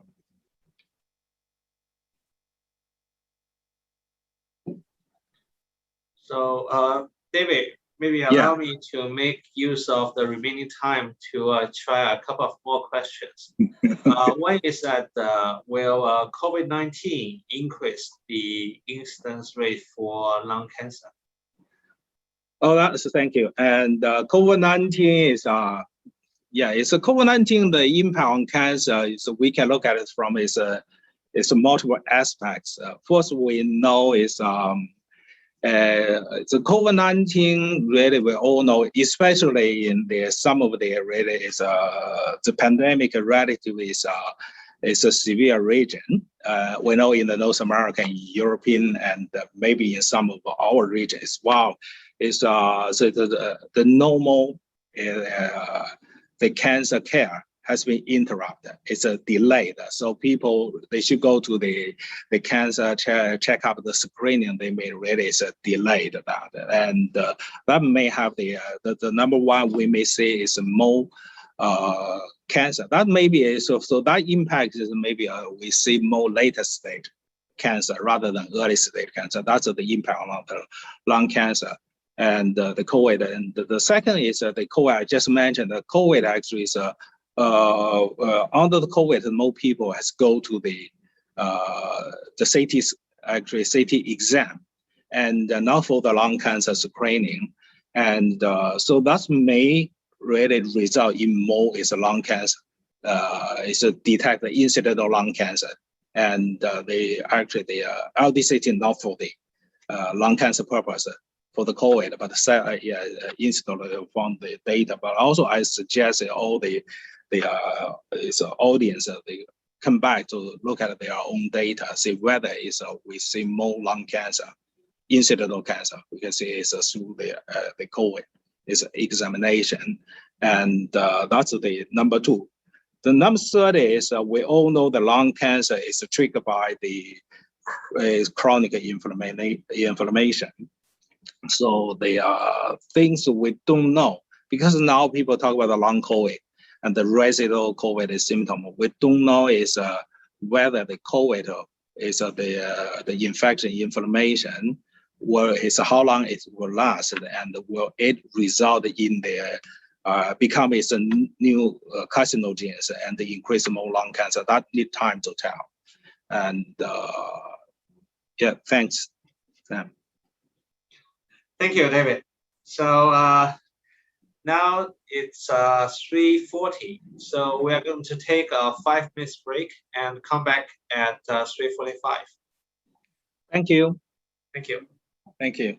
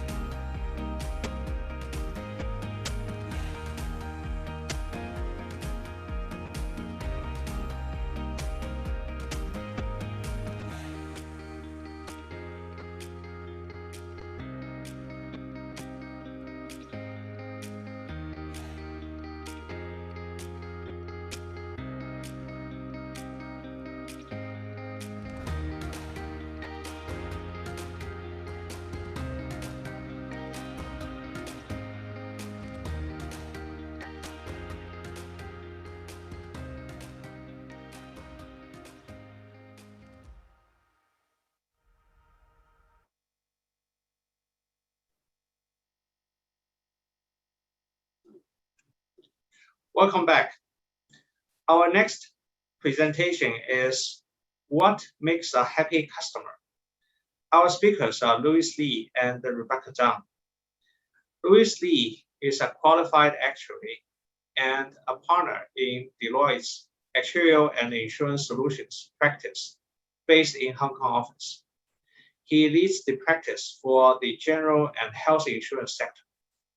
He joined the firm in 2020 and has more than 20 years experience in the insurance and reinsurance industry across Asia and Australia for both general and the life and health insurance companies. Most recently, he was the Asia Pacific Chief Financial Officer for a top-tier global reinsurer. Louis has extensive experience in strategy, M&A, financial transformation, reinsurance optimization, actuarial review, product and propositions, pricing, and market expansions.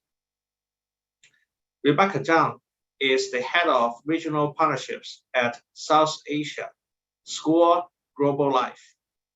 Rebecca first joined SCOR Hong Kong in 2016 and has worked in both pricing and marketing roles, focusing on product development and client management. Prior to SCOR, Rebecca worked in Toronto with both traditional roles and such as consultancies and insurance companies, and non-traditional roles, such as being one of the first members of the NMG North America practice, and as a senior leader at a listed P2P insurtech startup. A warm reminder to the audience, if you have any questions, please type into the Q&A box at any time. So without further ado, Louis and Rebecca, please.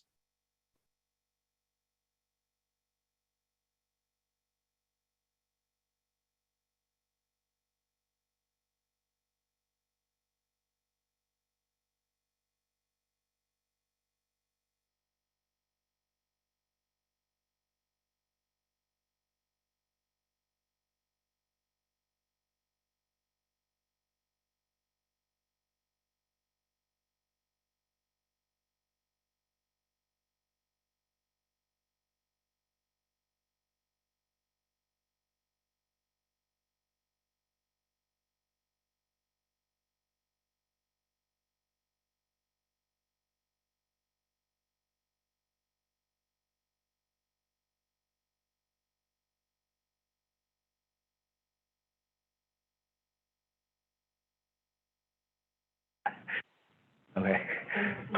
All right, so we'll go a few technical difficulties. So let's first, so good afternoon, everyone. So wherever you are, so I think we're live streaming across 8 or 9 different cities. And I know some of you are working from home in lockdown. So hopefully we can give you an entertaining session. Now we have over, I think, 900, almost 1,000 audience today. So that would be great. Thank you, Sam, again, for introducing myself. So what makes a happy customer? So a little bit of sharing from my end. So I've done a lot of product work, a lot of pricing work, a lot of customer work.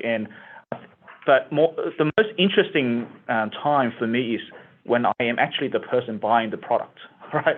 Insurance. So in my spare time, I actually go in and see agents and play with things on the digital portals to actually get a feel of what it's like being a customer. I think that's quite important for all of actuaries out there where, we might work for an insurance company or a financial institution. We may work for a product team, but we might even work for a evaluation team or capital team. I think everything that we do ultimately leads to the customer. Without the customer, there is no company. Without the company, there is no none of us working for those companies. So I thought it was great that we have a session today to actually go through how do we actually make a happy customer and what does that actually mean. Just want to say hello to Rebecca as well, who's going to help me share this. Yeah, hello everyone. Very happy to be here today to share the session with Louis. Okay, next. So Customer centricity. So we know this. So everybody should have heard this before. It's a culture of putting the customer at the center of everything that you do. So I think all of you that has done some cultural work, some strategy work, this is not new concept. It's been around for a number of years. But I think it's always good to actually remind ourselves from our daily work what this actually means. Because it's very easy to lose focus of the customer when we are looking at the spreadsheets, our profit models, our cash flow models, right? Because in the end, we are trying to do something for the customer. Now, before going deep into the session, let's do some icebreaker, right? I think we've got a poll coming up, so we can show the poll. So maybe we can spend about 10, 15 seconds if all of you can fill in. We've got two questions. The first question is, when was the last time you purchased an insurance policy? It can be a life insurance, general insurance. So it'll be good to see some of that. And the second one is, please rate your customer experience from that recent product, I guess, sales journey. So we see here almost half of the attendees have bought something in the last 12 months. That's great. Interestingly, 6% have never purchased an insurance policy, which is fascinating. So I think we give another 5 seconds. We see 400 respondents. Can we scroll down on the poll as well to see the result for the? Yeah. Okay, so on the experience bit, actually on average it's about 3 to 4, okay, out of 5, which is actually not bad, right? For me, I would be around the same range as well. Okay, so let's look at the results again at the top. So if we can see, about 38% within the last 12 months, and I would say on average 3 to 4 out of 5. Okay, so then, okay, so what is the value of a happy customer? So a happy customer, you know, there's a lot of ways to look at it, okay? But in the end, it's about their experience and how satisfied they are with that experience, okay? When we think about it, in the end, it's the right time and the right intention. You have to get it right. Otherwise, they're not as interested, particularly in the insurance market where not everyone is looking at or thinking about insurance all the time. So getting the right message out there, it's very important. The other angle to look at it is that if the customer has a happy relationship with you as an insurance company, they actually would be very loyal, and also they actually care for you as much as you care for them. And just some statistics to set the scene. Yeah, we can see that on average, you know, if a customer has a positive experience with you, they're likely to share that positive experience to about 9 people of their friends and family. But if the experience is negative, they will actually share with 16 people. So it's actually asymmetrical. Happy customers would spend more, expected, so 140% increase in spend. They will be more loyal, 5 years additional loyalty, which is actually quite a lot in my view. And also, it's actually easier to sell to customers if they're happy, particularly through the upsell and cross-sell journey. It's 33% cost efficiency. It's just less complaints, and they're more willing to spend. Page, please. So we have 5 phases, and when Rebecca and I sat down and to discuss how we want to share this, I guess, experience in this topic, we mapped out kind of like 5 phases. You may have more, but the way we looked at it is, one is pre-sales, even before you interact with a customer. How do they know about you as an insurance brand, and how do you know about them? So segmentation and personalization is critical here. And then, of course, the customer moves to a point of sale interaction through the various channels, online, offline, face-to-face, digital. Then they get to actually buy a product, but they have to enjoy it too. So a product is just not something that they keep it on the shelf until they die, right? So it's important to have some sort of product enjoyment out of that purchase. With the product on hand, how do we as an industry keep interacting with that customer? They are a customer for life, and you need to constantly engage them so that you're on the back of their minds all the time. And I think if all those are sort of done, then you can move on to what we call complete protection, where you can provide products and services for the lifetime of the customer, but also within the network as well. So I'll start off with the pre-sales part of the journey, all right? Now, we've got a quote here saying that, the aim of marketing is to know and understand the customer so well that the product or service fits her and sells itself. Yeah. And we start off with a concept of micro-segmenting. Now, for all the actuaries out there, some of these are not new, but we do this, and we've been doing this for a long time. So segment by age, segment by occupation, by income. Some of this we already do as part of the pricing, part of the product segmentation. But more and more, the customer's lifestyle, the customer's behavior, the comfort and concerns they have, and also the peer influence with social media, it's becoming more important, right? Perhaps it's been there all along, but we've never been able to pick it up. But with data, with technology, with various ways of AI, there's more ways to really understand the customer, segment their likes, segment how they live their life, and really try to target them in a way that they want to be targeted, right? So whether it's, as an insurance company, working with your affinity partners on their customers and membership profiles, or through social media algorithms, or even with all the touch points that you have with your own distribution. It can be the agency face-to-face interaction. It can be the digital touch point, omni-channel touch points. So all of that allows you to really understand your customer a lot better, to segment them into ways that you can actually deploy your services. And why do we want to do that? Because you want to personalize your message. You want to personalize your product. You want to personalize probably your price as well, right?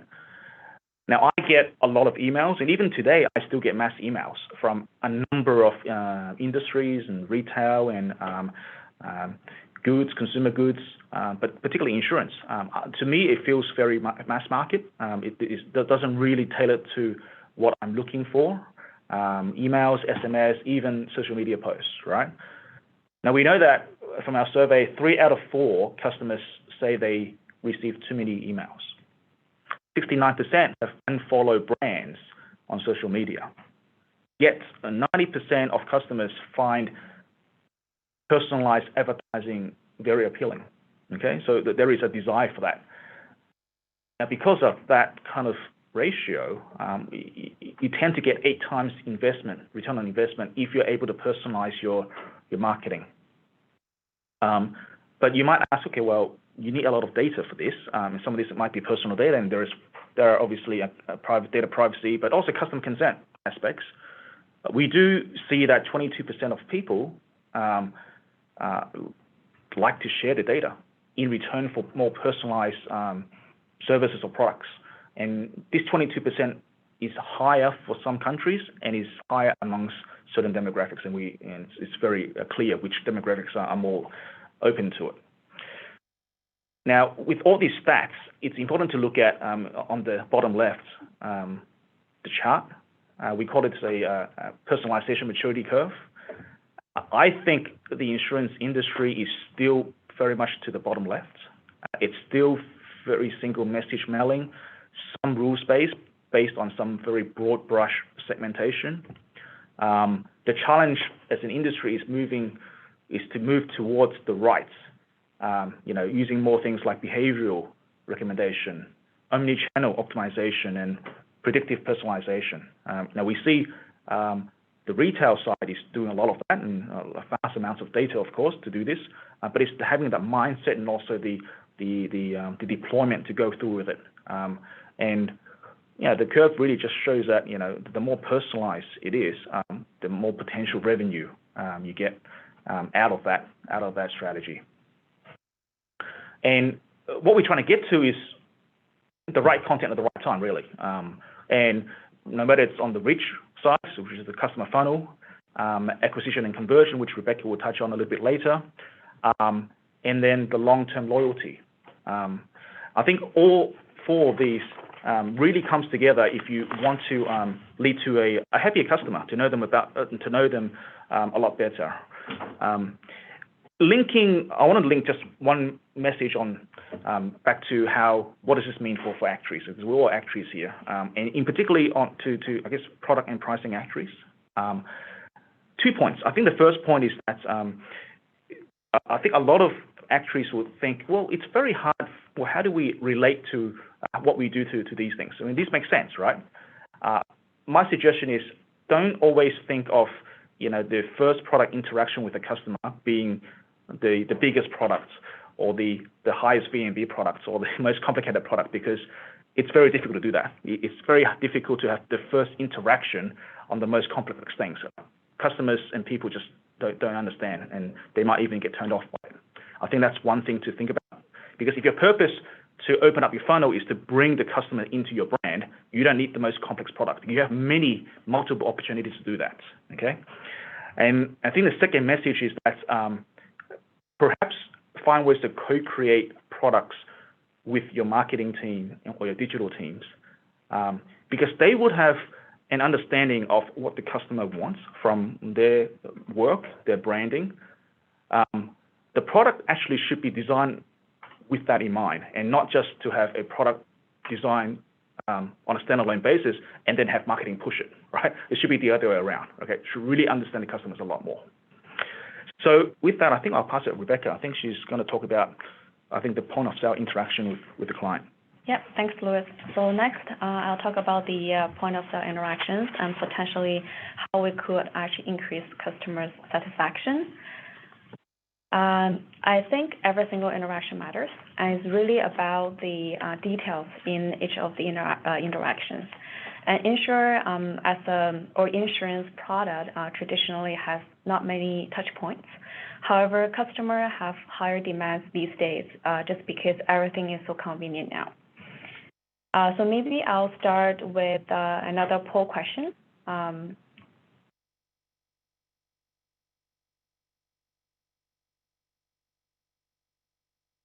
Yeah, so just want to ask everyone here, in your opinion or per your experience, how long does it take on average for a life insurance policy to be issued?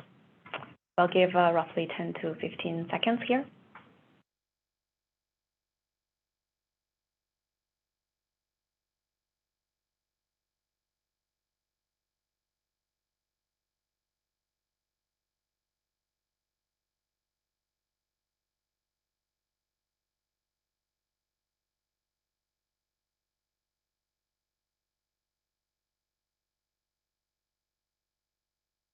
Okay, I think we would get a pretty good idea. Most of people, or 60% of people, are actually choosing just within a week, but still the rest are longer than a week. Even 30% of people are still experiencing probably multiple weeks up to a month. Thanks. So we can come back to the slide. So for insurance, the customer onboarding process could take a few steps. And currently or historically, the entire process could still take up to a number of weeks, just as what we surveyed, and still that's pretty much everyone's experience. So there are multiple touch points and also challenges across this process. If we try to dissect the challenges across different stages, take the very first sales meeting as an example. There are many products in the market available, and each insurer has a big product shelf. So many products that customers need to understand or they may have heard of, and advisors need to understand or comprehend a really big product shelf so that they can recommend the products to their customers. And normally following the sales meeting, there is a sales follow-up. So if you're a broker, you probably need to run 5 to 10 proposals from different insurers. Generating proposals could be a daunting task because you have to access different systems. And even if you're an agent for just one insurance company, you still need to go back to your quotation system to run multiple reports with different parameters. So if we move to the policy signing, again, life insurance is a quite complicated product. So a lot of regulations, a lot of policyholder safeguards, leading to many documents to sign. So you can imagine any missing documents or any incomplete information will lead to the delay in the process, and that's unhappy client.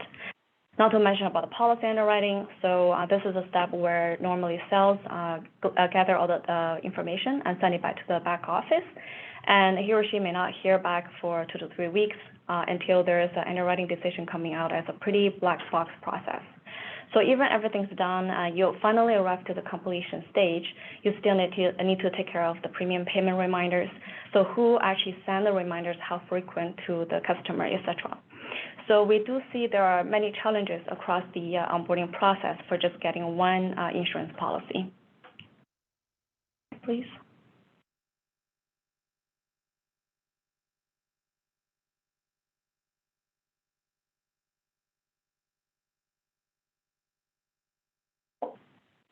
Yep. Actually, the last. Yeah. So next, we'll see some alternative solution that could potentially increase the customer's satisfaction. So what's shown here is the all-in-one app, and this is the direction that definitely quite a few large insurers are investing on the technology side.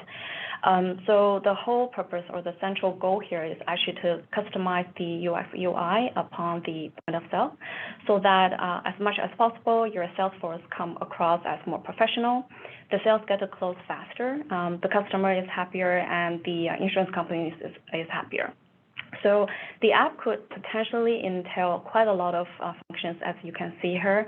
However, it's very important to measure which of these functions are needed and how the experiences turn out.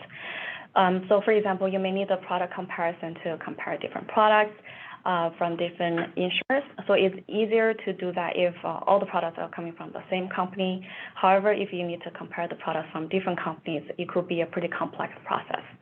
You want to generate the proposal on the spot. So you may receive new underwriting information, or your client just want to change the sum assured. You want to be able to generate the proposal in real time. As to the premium calculator, you want to have a clear view of the premium charged and discounts being offered. Of course, at the back end, how is the commission going to work? How is the policy management going to work? Can we actually nudge the sales force to come across more professional? And lastly, can the tool or the app help the advisors to identify, categorize, or even follow up with the leads that are generated? This is also a very important function that many insurers are looking into. So we're going to some of these pieces a little bit more into the detail. So if we look at the product matching, as I mentioned, there are already plenty of products available in the market. However, there aren't a lot of ability for the advisor to customize the products for their customers. So we're really into this matching process. So how to actually match to the customer's best needs upon the point of sale, and what kind of product parameters we can actually change, etc. So there are actually a few ways we can get it done. For example, you can simulate proposals based on different products or from different insurers. Actually, just to compare products from different insurers, that would be actually better for the customer, especially given their needs. And can you actually help the customer to make the decision faster, given all the information are readily available and clearly explained? So if you have all the products available in the database, you could even bring in some intelligent advisory process, let's say, to simulate the product comparison based on the customer's best interest, based on some of the key information. So ultimately, all of this is really to provide information to the customer as fast as we can. So next, when we come to the effective policy management, so this is really about the seamless policy management. So when you issue a policy, how can you make sure all the information are stating correctly? right? So what we try to do is really to minimize the errors, frustrations. You definitely don't want to go back and forth between the back office and then the customer. So take policy underwriting process as an example. We definitely want to know the real-time update. We want to know what's happening, right? So is the document with the underwriter, is it being reviewed? Has any underwriting decision been made? If so, can we actually appeal to any of these underwriting decisions? So there's definitely add transparency to the back office process of the insurer.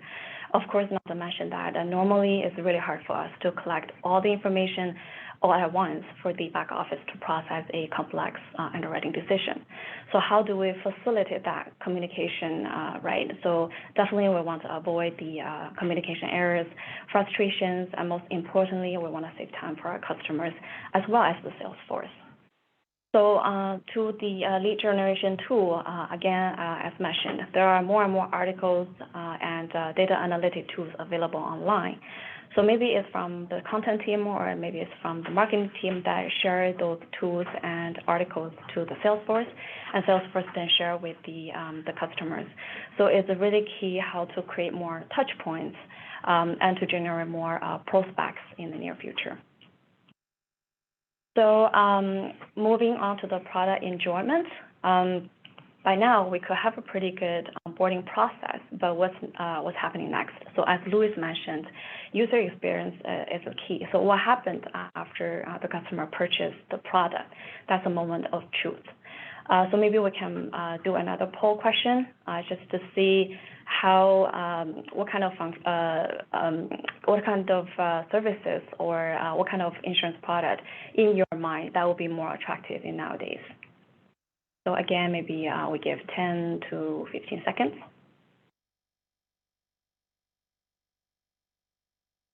And I guess we're seeing more and more products. You can see on the poll here has other services to it. Yeah. Yeah. Mm-hmm.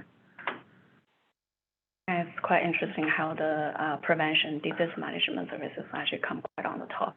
Yeah. Just compared to probably 10 years ago, none of this would have been even thought of, right? in the choice, right? Yeah. Yeah. Yeah.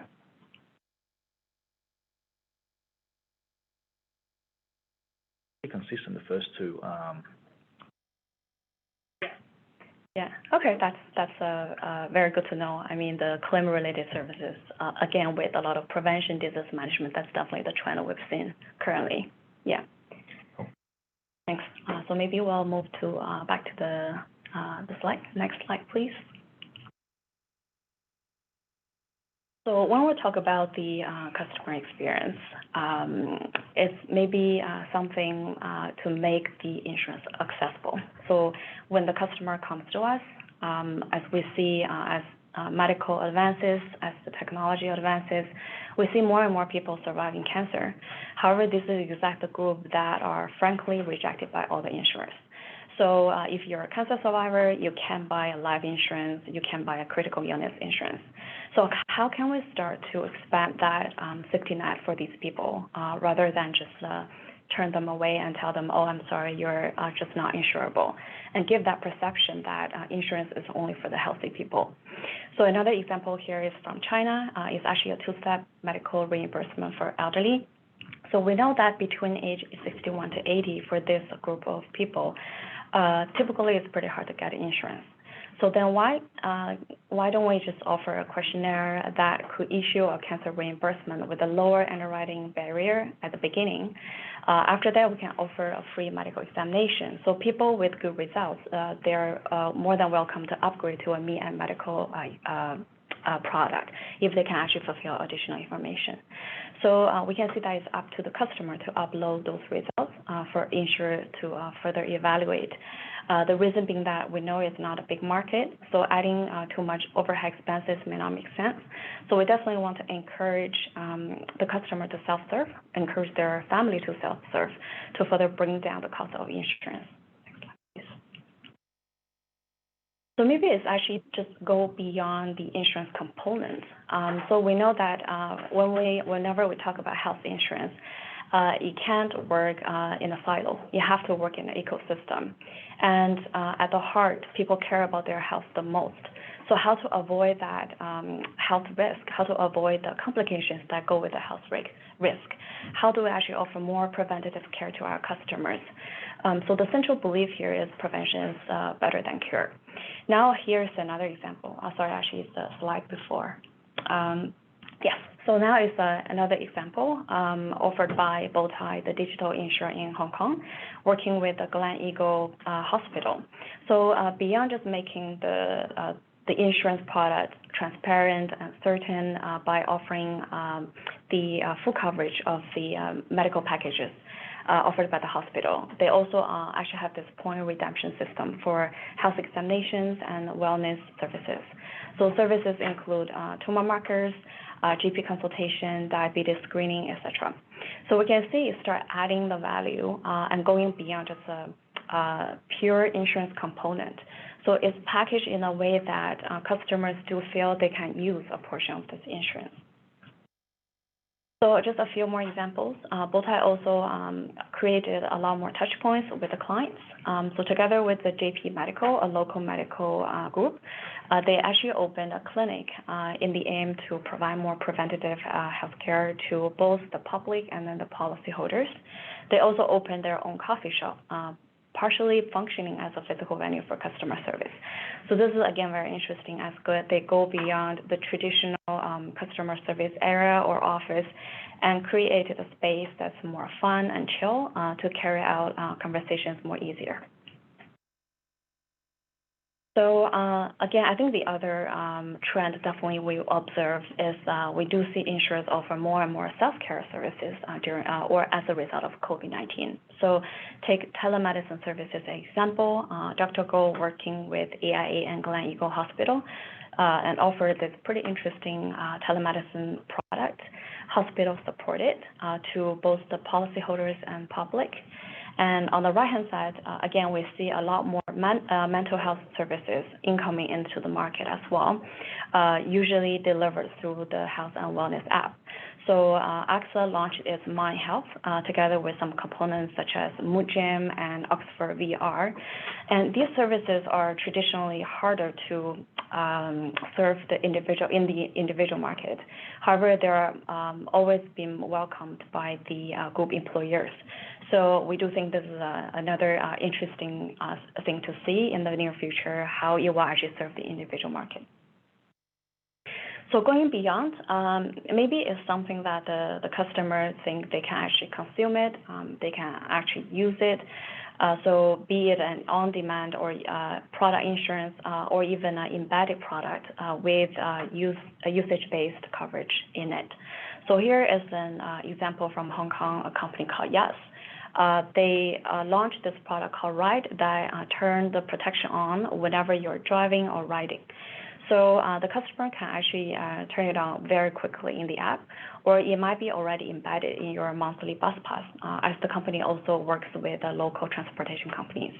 So this is a really good example that rather than asking customer to go out and buy a separate piece of insurance, is already embedded in your daily consumption or daily services that you purchased. So last example we have here, again, is called Snack. This is an insurance product from Singapore, launched by NTUC Income. So this is also a micro insurance embedded in the daily life expenditure. So it depends on the spending triggers, right? So it could be transporting, it could be exercising, it could be just buying a meal. A small portion will actually go to or like a fund for a small protection product. So again, this is an example where the customer can actually have the insurance and the service one small ticket at a time. So we do think this works because life insurance normally have a pretty high leverage. So even if it's a micro insurance, over time, the customer will end up being with a pretty meaningful coverage. So up to here, I just covered the point of sale and how the customer can actually use the insurance product. So as we can see, many of these changes are driven by the technology advances. And we do believe that insurer will adapt better and faster and to make the customer happier. So next, I'll pass back to Louis to talk about engagement. Yeah, thanks, Rebecca. So I think it's quite interesting that you see a lot of different types of products and I guess the services around the products, right?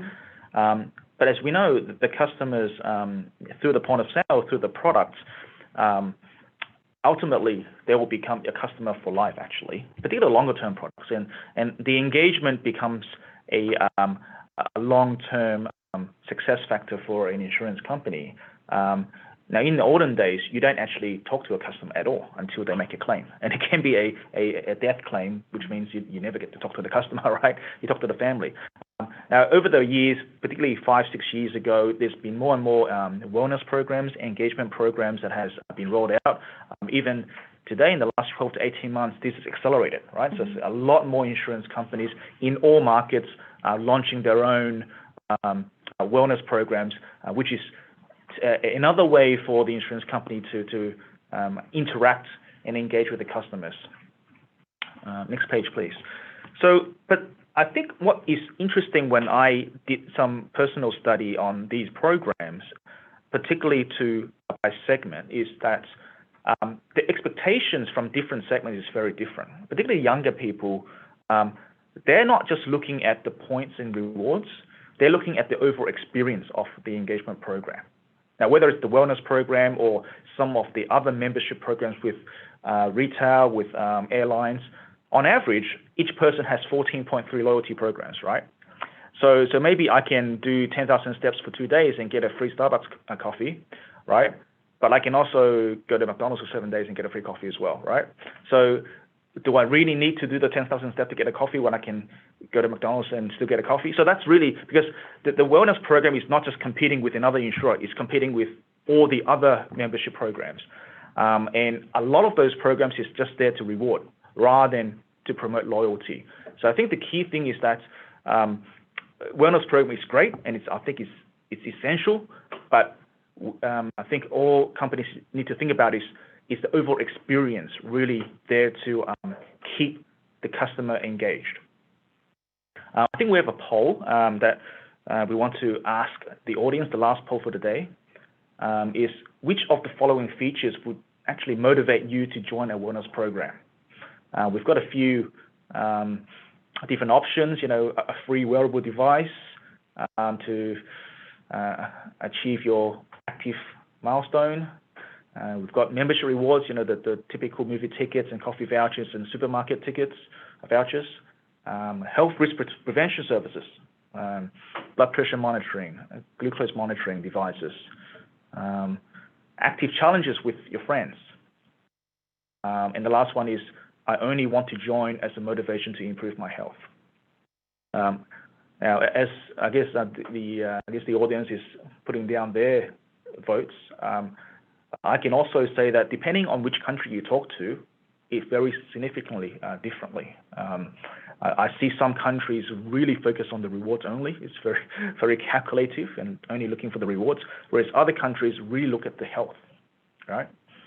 So I think we reach about the end here, but we see the majority is looking for the rewards, but we do have a good sample of health risk prevention, which is I think it's the most important part, and the wearable device as well. So we talked about the experience being the most important thing.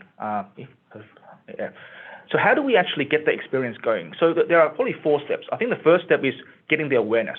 The awareness should not be just the rewards. The awareness should be the ultimate purpose of the program. And the ultimate purpose of the program is not to increase the retention, right? It's actually to help the customer knowing why staying active is better. Should they keep, if they're healthy already, keep being healthy. If they're not as healthy, change the lifestyle to be more healthy. So the awareness to give them that information is important. Stay motivated, yeah. The challenges is there to be designed to keep the customer motivated. Keep updated. Keep updated means provide information that is beyond just telling them what to do, right, or giving them rewards. Just telling them what information there is out there for nutritional value, health outcomes, and all that. So your app and your program becomes the go-to point, right, for the customer, and live healthy, really being active. But I think if you put all that together, make it fun. I think the gamification, don't underestimate the gamification. Make it fun and easy. Lots of programs out there. Some are very complicated, like a lot of different ways you can earn points. It's very hard to keep track of it. You have to be an actuary to actually work it out. Other programs is much more straightforward, just from a layman's perspective, able to tell you how you're going with your activity and also how that translates into your health. So make it fun. There is one, vendor that I saw that is not in Asia yet. I like that because they give you actually a daily health tips or fun facts in a way that they ask you a question, very basic nutritional sort of questions, and you answer it. And it's actually good information that you can also share the information with your friends and you talk about it, right? So it's just daily sort of reminders, but not reminders, but daily facts that maybe it's not as obvious to you, but it's interesting to hear. That keeps the customer, engaged with the app. And ultimately, the more interactions and touch points you have for that customer with the app, the longer they are, they're more willing to actually do other things around the app. And of course, giving more education about health prevention is important. We'll partner with other health prevention services to push that information and knowledge into the app to have a holistic experience. Is another way to help the customer be engaged. When I looked at some of the features, I think there are three ways that I think that can enhance the customer engagement experience on the wellness programs. And some of these are emerging now through the more mature programs. And I think it's doing the right thing. One thing is the nutrition gamification, which I mentioned about, which is just really giving you prompts of daily updates of what things are fun to know, and it helps you really build up your memory and also your knowledge about nutritional value. So this is coming through on some of the programs. Community challenges and team challenges. It has been around for a little while, but some apps have sort of put it to the side, but they bring it back in. To me, working as a team and also has a peer pressure actually gives a lot more motivation, because you kind of sometimes feel embarrassed if you don't do it because your friends are doing it, right? So whether you put this in a work environment or your family and friends environment, it really keeps the motivation going. And lastly, I think the emerging one is medical vitals. Real sort of medical information, right? Not just the steps, not just a health score or an age, but really things that the doctors will look at, like a glucose level, a blood pressure level, right? So devices now are starting to trial and get more accurate information on these measures. And I think that's going to be a game changer, because for the first time, people will be able to actually see how the medical information is changing dynamically as they live their daily lives. So in the interest of time, I'm going to move a few slides to just jump to the end. Just two more slides. So with the engagement, I think complete protection is where we want to get to, right? We have the onboarding of the customer point of sale, we have the product enjoyment, and then we have the engagement. But with the engagement, you want to upsell and also trying to give more different services to the customer to increase the customer lifetime value for you as a company, but also, in fact, more importantly for the customer, because they also need protection throughout their life. And this is a very basic diagram, but you can imagine with all the new sort of on-demand products, embedded insurance and microinsurance, there are actually multiple layers that can go around these core products as well. And where you want to get to is what we call a customer network. With all products and services, you have advocates, and advocates is kind of like an early adopter, right? Now, if you're able to identify these early adopters through your personalization and microsegmentation, and you keep them happy, they would spread out their experience with their friends. It's word of mouth is still a very powerful thing, and people and actually advocates and early adopters, their role is actually to tell people about what they enjoy. As a company, you want to reach these customers, but you also want to reach their family and friends because they will also become your customers. So the customer lifetime value concept is now beyond just the one customer. It's actually that customer and their whole network of family and friends. And so it becomes a multiplier effect. And just to finish off, and just a key message just to take away is that, to keep a customer happy, make sure you understand your customer, right? That is paramount to everything because you're here to serve them. The millennials' mindset are very different. They have a preference for personalization for sure, and more so. Work more and more with partnerships and ecosystems. You share the same customers. It's the same customer base, right? So insurance is just one part of the ecosystem to a customer. And beneath all of this, you need the data analytics capabilities. So ramp it up, and don't forget, a happy customer makes a happy business. I think with that we can move on to some questions. Sam. Thank you, Luis and Rebecca. So we will have about 2 minutes for Q&A. So we've got a lot of interest in the Q&A box. So Luis, would you like to pick one question from the top questions and address them? Thanks. I'll let Rebecca pick one. Sure. So let me see. Oh, there's quite a few questions. We have a lot of questions today. Yeah. Yeah. Okay. So maybe I'll just pick one from the point of sale. I don't see if there's a question. Someone is asking, how does it help in the agency development? So I think it's nowadays, because a lot of agents and even brokers, they have moved to a more digitalized setting in terms of the tools or the way actually even they present to the customers. It's really just how you can grasp the customer's interest and really answer their questions on the spot to secure that sort of the moment of sale opportunity. I think that will be actually quite important for the on the agency side. Yeah. Yeah. Now we got a question on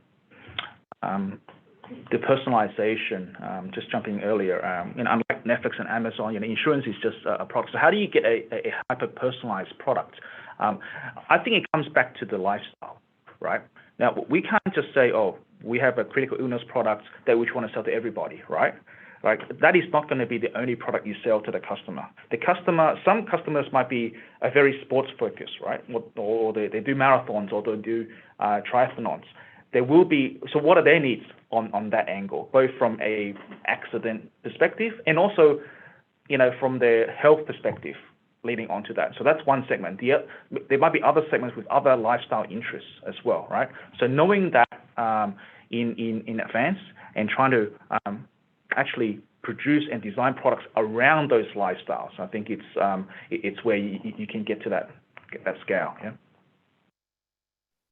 Great, thanks so much, Luis and Rebecca. Thanks for your insightful presentation. Yeah, thank you. And but then, as the MC, my primary focus today is to make sure we have happy actuaries. So in the interest of time, we'll have a 2-minute short break, and we'll come back at 4:35. Thank you. Thank you. Bye. Thank you.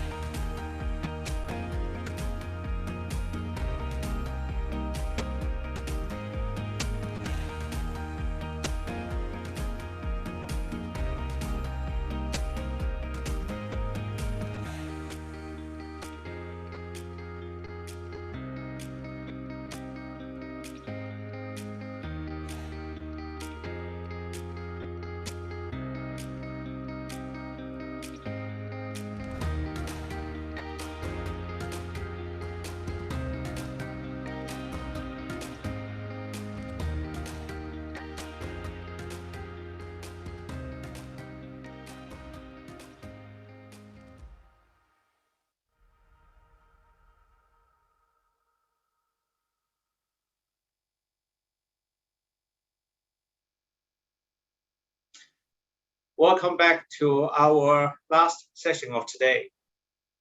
This presentation is what can Asian insurance market learn from European sustainable investment practice, presented by Richard Roberts.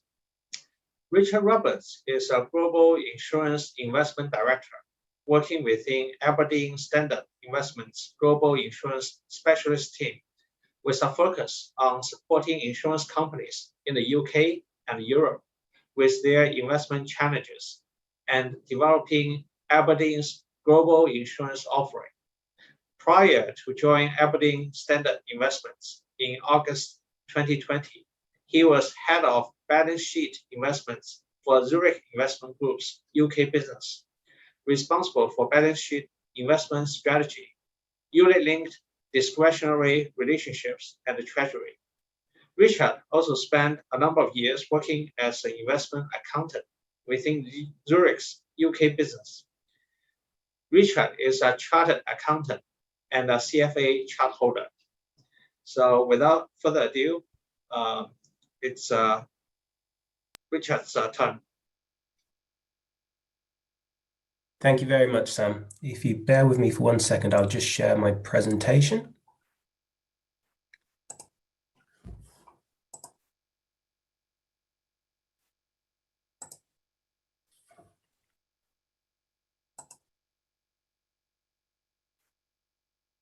Hopefully everyone can now see that.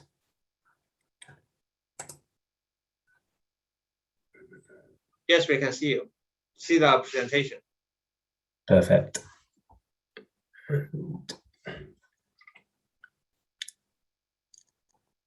Okay.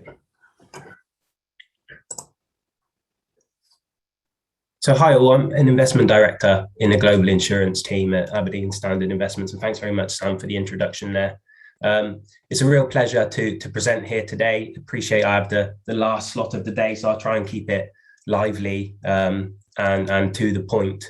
So in late 2020 and early 2021, we undertook some in-depth research across Europe to understand insurance companies' views on current sustainable investment practices and also their future objectives. What we've seen is that Europeans have tended to start a little bit earlier on the ESG journey than Asian insurers so far. They've been a bit more vocal about their commitments, more have committed to net zero, for example, and they're also facing increasing levels of sustainability-focused regulation. And today's presentation really tries to pull out the key points from that research with a view to understanding what Asian insurance companies can take from their European counterparts' experience. Now, in terms of the methodology for the research, we interviewed 60 insurance CIOs across Europe who together control 42% of the total European insurance assets. And this was an interview-based approach. It was done by a consultancy on our behalf, so it is anonymous. So we like to think that the insights that we gained, the quotes that we have from CIOs, that they really didn't hold back. They gave us their true thoughts because essentially the comments weren't being attached to them. And the report covers the main European insurance regions of UK, France, Germany, Italy, and Switzerland, and achieves a representative spread between those areas. We've also achieved a broad spread of insurers. So there's life insurers, P&C insurers, composite, and reinsurance in there, and also by size. So we've really tried to make sure that we get a representative view of the European insurance market. And the research really uncovered 5 themes, the first of which was the key drivers to ESG. Before I get into the detail, I wanted to start with a polling question. So if we can bring that up, please.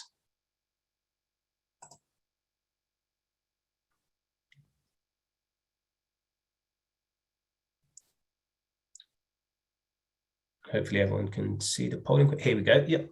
So do you believe that considering ESG factors in investment management process helps to lower financial risks?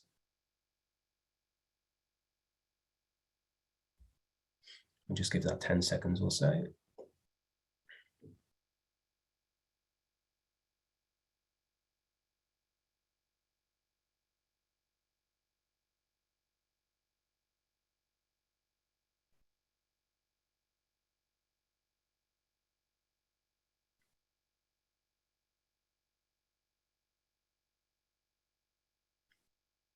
Okay, perhaps if we can now share the results. So 80% said yes, and 20% said no. And on the next slide, I'll show you how that compares to European counterparts. So as I said, the first of our themes was the key drivers to ESG. And there's quite a lot of information on this slide. It shows a couple of heat maps. And looking at the top table first, what you can see, if you look down the left-hand side, you can see that risk management really is the key driver to insurers considering ESG at present. This was, mentioned as the main driver in pretty much all markets. It's interesting because often the most visible face of ESG is the public commitments, it's the headlines, it's the publicity around these commitments. But actually what insurers are telling us is that it's prudent risk management that actually is driving them to take most action. And you can see there's a statistic on the slide there, 81%. That's the share of respondents citing risk management as the primary driver of their ESG practices. Really interesting because from the poll we've just taken, actually it's shown pretty much exactly the same result in Asia based on the audience. So 80% suggested that ESG lowers financial risks. So behind risk management, you had stakeholder management and regulation. And actually these are also very significant drivers. First of all, I guess the climate crisis in particular is a very public one, and stakeholders, be them policyholders or shareholders, they're becoming much more conscious of the actions that the people they engage with, including insurers, are taking. So there's increasing pressure from that perspective. Secondly, regulation. I think this will become more and more a common theme. European insurers have been subject to increasing levels of regulation, and I think will be as well over the coming years.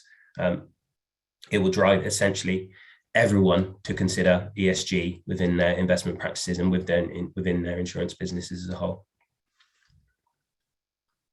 Interestingly, what I found was that actually business and investment opportunities were not coming through as a strong driver in any region. I think this will change as well in the short to medium term. So whilst much of the focus so far has been on embedding ESG considerations to get a full sight of risks, actually, if you think about things like the climate transition, it's not just about avoiding the losers in this space, but also positioning yourself towards those winners as well. So as the tools, as the processes develop to within the asset management process to actually assess companies that are well positioned for things like the climate transition, we do think that people will start to see the investment opportunities that can arise from ESG.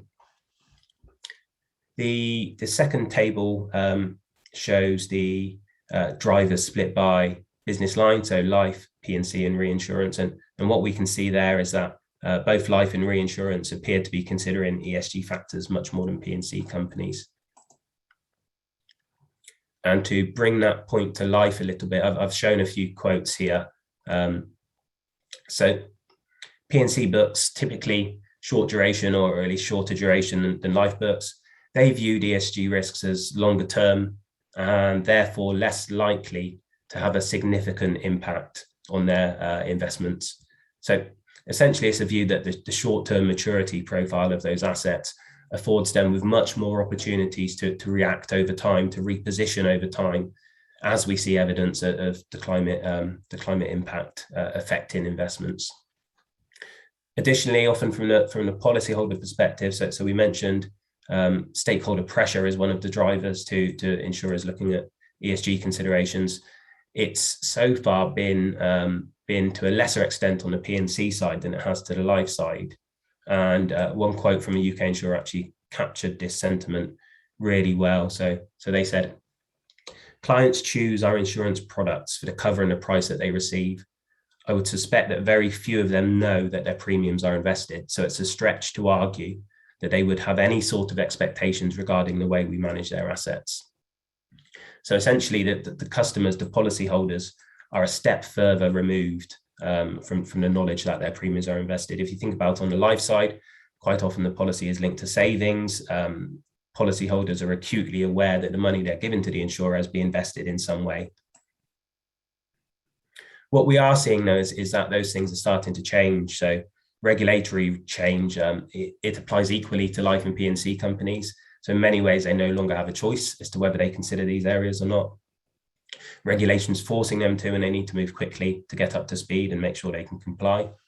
There's also a realization that although the assets are short in duration, the potential for the climate crisis in particular to impact P&C firms, especially on the liability side, is actually very significant. Increased extreme weather events, for example, they're clearly going to have a larger impact on P&C firms than they are on life firms. Also, the stakeholder pressure, yes, the stakeholders are a step removed, particularly the policyholders, but they're becoming more aware of this issue. It's a very public one, obviously, and stakeholder pressure, even on the P&C side, is continuing to increase.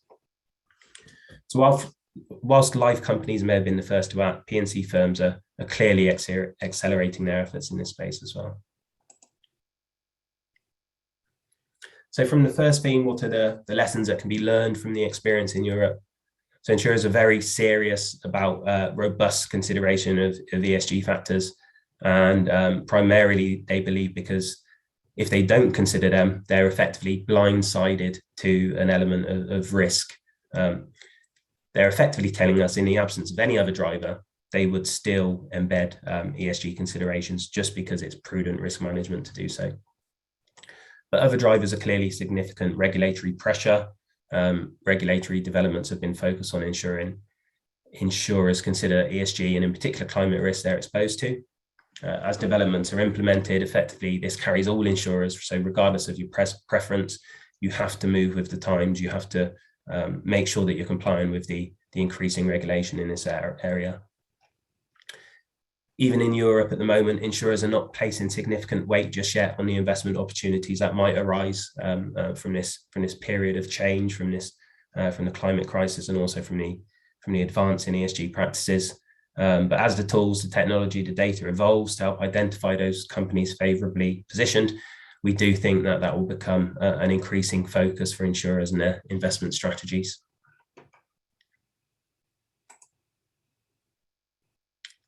So the second theme that we uncovered was the continuous improvement of ESG practices. What was really abundantly clear was that no insurer is finished on their ESG journey. So even those at the forefront of ESG, they believe they still have much further to go. And we've tabled ESG insurers' ESG activities on the roadmap on this slide, and just stepping through a few of the key points here. So looking at how ESG practices have evolved within insurers over the last 5 years. So firms often start with things like exclusion lists, often based on particular industries or sectors. So thermal coal has been a common example because of its high carbon content. And exclusions are relatively easy to implement. They're easy to understand. Excuse me 1 second. So I've just had a message saying the host has asked me to start my video. I just want to double check everyone can see the slides. Okay. And video should be on as well. So apologies about that. So yes, sorry, exclusion list. So exclusions are relatively easy to implement, easy to understand, but they're also quite rudimentary. And there are views that simply selling certain exposures is less effective than maintaining an ownership and seeking to influence management by maintaining that active position. So the next evolution of practices typically sees firms undertaking broader portfolio ESG analysis. For example, there are agencies that provide ESG ratings, which would allow you to consider the position of your overall portfolio relative to a benchmark. Of course, if you take this approach, you're exposed to whatever the rating methodology is. So some caution is needed there. Moving on, as things have evolved, often firms then look to consider things like their carbon footprint, the carbon consumption of their portfolio, often at a point in time. But you can see we've started from kind of very specific exclusions focused on a narrow area to broader portfolio analysis at a point in time. So naturally, things then move on to think about, well, okay, this is how my portfolio is positioned today. How might that look going forward? So we'd start introducing some physical risk analysis, some forward-looking assessments on a best effort basis. And then more recently, driven by a number of factors, insurers have started to develop or to source climate stress testing ability, which really allows them to get much more serious about their forward-looking analysis. Additionally, others have started to think about ESG considerations and how they can be factored into the more strategic positioning of the investment portfolio. So one example of that would be, can I embed ESG considerations into my strategic asset allocation? So the roadmap demonstrates insurers' increasingly broad and more holistic approach to ESG considerations. Of course, not all insurers progress at the same rate. And what we saw is that insurers could generally be placed into one of three categories. So you had the improving pioneers, those who always want to be seen at the forefront, and they're the insurers who are really looking to innovate, looking to asset managers to innovate alongside them so that they can keep themselves ahead of the curve, being seen to be leaders in the space of ESG considerations. Then you have the market followers, which are those who effectively want to be close to the forefront, but are willing to let others do some of the legwork, if you like. So they'll typically follow a year behind, allowing others to pave the way in terms of innovations and embedding those to a certain extent, but they want to keep pace with the market still. And what you're increasingly seeing now is a category we've called leapfroggers, which are essentially those who haven't given much consideration to this space so far, but they're quite quickly, as they do consider these areas, moving to the forefront. And that's essentially because if you think about the insurers' practices, they have evolved significantly over the last 5 years. So anyone new to this space really has the benefit of all the work that's gone before them.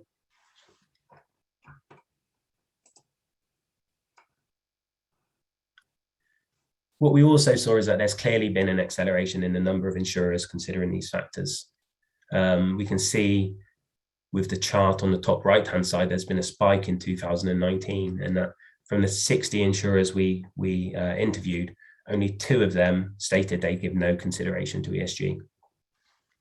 What is interesting is that there's actually quite a mix between those insurers telling us that ESG considerations are not really influencing their investment decisions, so around 60%, and those that say ESG is often impacting on those decisions. So for those that say it doesn't, they cite more material considerations such as asset liability management, solvency considerations as the primary drivers to shaping the investment strategy. So for them, the ESG considerations happen at the level of the individual asset selection, if you like. In our view, ALM and solvency considerations are always going to be vital for insurers.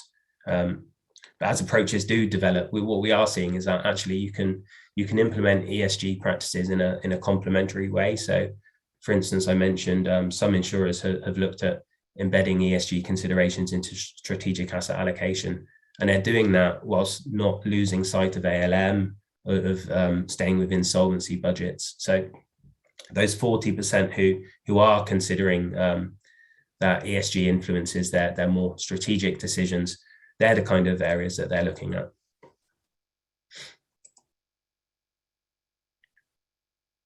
Obviously, with any developing area, there's going to be challenges, and the challenges actually that were mentioned were very common. So the large majority related to a lack of robust data, a lack of common methodologies. It's almost always cited as a challenge.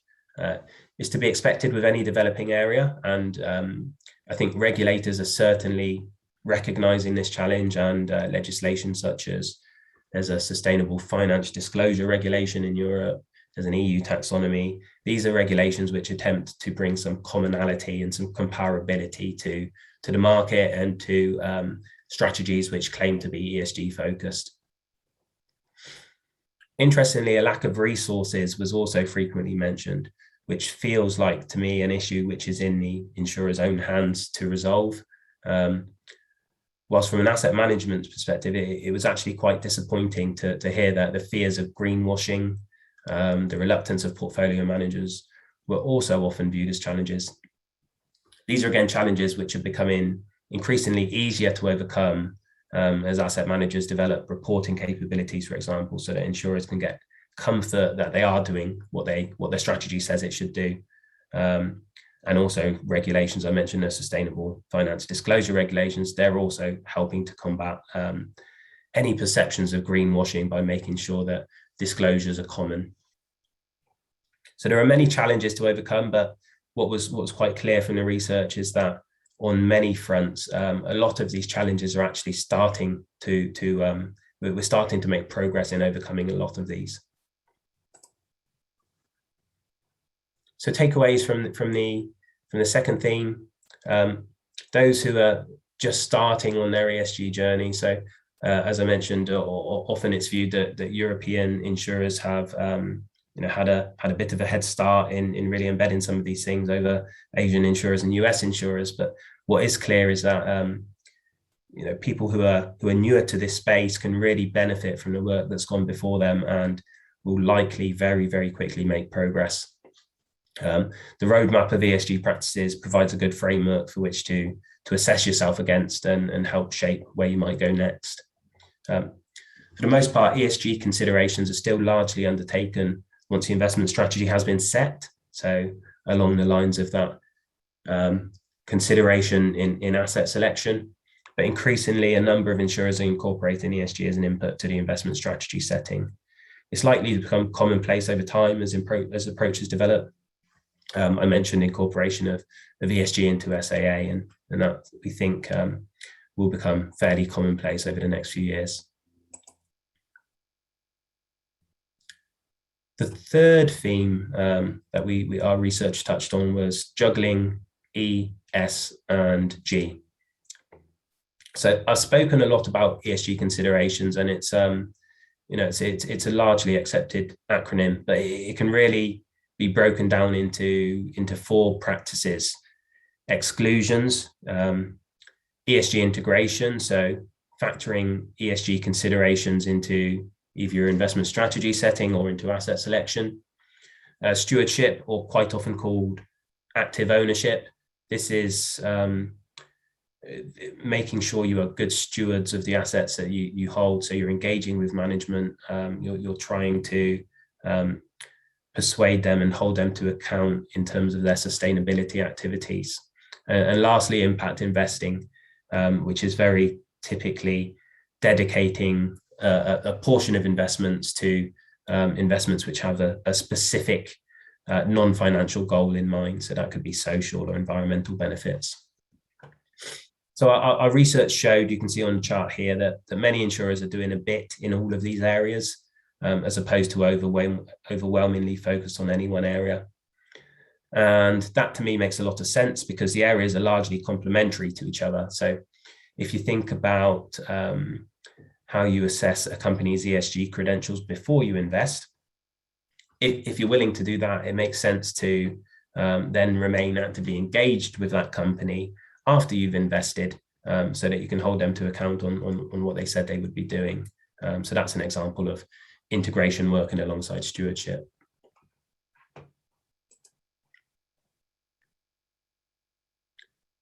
And we have another heat map here. So looking at the picture split by country and business line, we can see that France is particularly advanced in their consideration of ESG factors, as is the UK.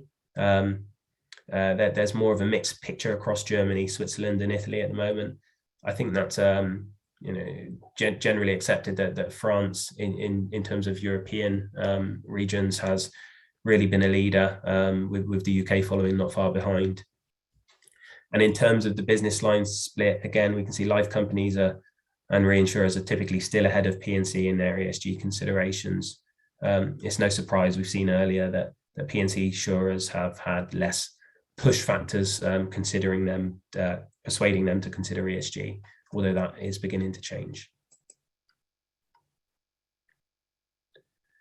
So the term ESG is so widely used, but breaking down the components into the three distinct areas, we asked the question, which one do insurers see as the most important?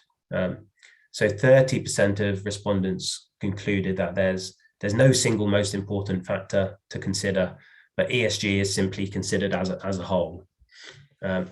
Only 15% viewed social considerations as being the most important factor. Anecdotally, from the time we've done this research, we've certainly witnessed an increased focus in this area. In particular, insurers are focusing efforts on trying to play a positive role in rebuilding the economy and society post the COVID-19 pandemic. Quite often that involves combining private market investments with some social goals. Rarely did anyone view governance considerations as the most important factor. So governance is really seen as a standard part of good asset management. And we can see a quote here, it's difficult to imagine investing in a governance impact fund. The corporate governance side of ESG is more an element of fundamental risk analysis, which really leaves environmental considerations as the area that insurers viewed as the most important aspect of the ESG acronym. And to emphasize this, 40% of respondents didn't have a defined ESG policy, but nevertheless still took some action to address climate change.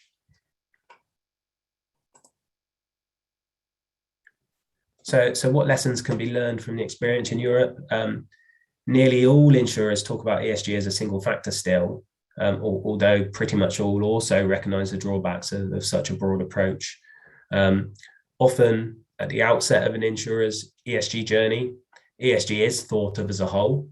And as that journey progresses, inevitably what we've seen is that much of the focus turns to environmental issues.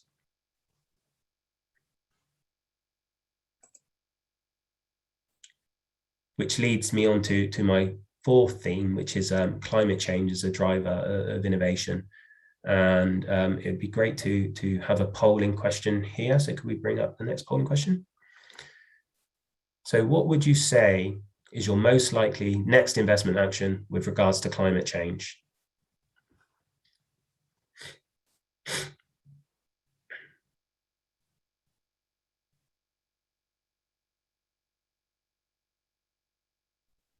Just give this another 10, 15 seconds or so.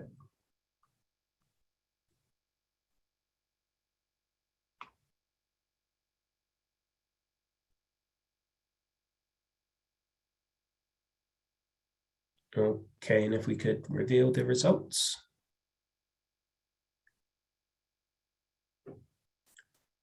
So a decent split there between increasing allocation to green assets and targeting a reduction in the carbon footprint of your portfolio. Interestingly, 7% none of the above, and 9% committing to net zero. So we will have a look at how that compares to the European experience. So actually, one of the most revealing statistics from our research is that for those insurers which have in place measurable ESG objectives, so not just those who say they consider ESG factors, but those who actually measure something, that's 50% of insurers. But for those insurers that do, a whole 96% of them relate to climate change. So what that's telling us is that almost exclusively, anytime an insurer measures their ESG activity, it's focused on climate change. I thought that was a really interesting statistic. So clearly, environmental elements are not the only aspect of ESG that insurers are measuring. There are a number of reasons behind this. So environmental aspects are seen as the most material consideration, more so than social, for instance. It's much more difficult as well to measure the social impact of a portfolio than it is to measure the environmental impact. And probably most pressing is that regulation is pushing insurers to focus in the direction of environmental considerations. And where insurers are measuring something, there is really a hierarchy of action. So what you usually see is the large majority plan to increase their allocation to green assets. This is often a first step, as it can be implemented in a relatively straightforward manner without too much impact on the rest of the portfolio. So a quote from a French life insurer here: "We've decided to allocate a set percentage of our annual investment flows to green assets. It may still represent a small share of our overall portfolio, but it's a strong conviction of our investment board that it is the way forward." So you can see it's almost abstract. It can almost be abstract in a way. If you want to really signal your intention, a small allocation to green assets is obviously the starting point. So around half of the respondents went further to measure the carbon footprint of their overall portfolio with a view to reducing it. Clearly, this is a bit more involved and impacts the whole general account. And then lastly, and often seen, particularly in Europe at the moment, as the ultimate goal for insurers, is a commitment to have a net zero carbon portfolio by 2050. And I don't think this commitment should be underestimated. It's a significant commitment. We've seen many insurers sign up to, for instance, a Net Zero Asset Owners Alliance, and also recently over the recent months, we've seen the first insurers in Asia sign up to this as well. But insurers are effectively saying they will focus on taking action in this area for the next 29 years. 2050 is a fairly long time away. And interestingly, what's clear is that insurers are making this commitment whilst they're not really clear on what they need to do to get there. But what they do know is that the magnitude of the issue is so significant that action really needs to start now. So a lot of our attention in terms of conversation with insurers has actually been in that area recently. How do we get started on the path to net zero? What should we look at for the next 5 years, rather than, what's our strategy for the next 29?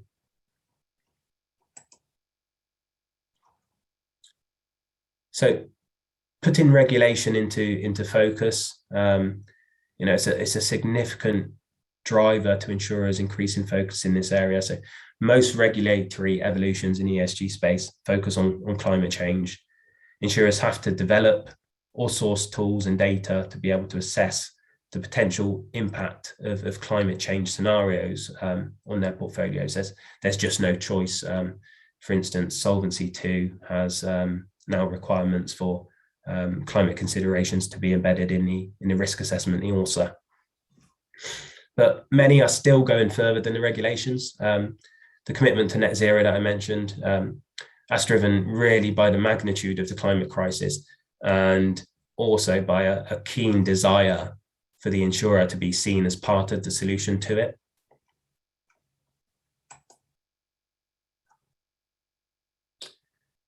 So climate scenario analysis tools have cropped up in the research a few times, and these are relatively complex, or can be relatively complex, data-intensive tools to assess the impact on your portfolio of different potential climate transitions.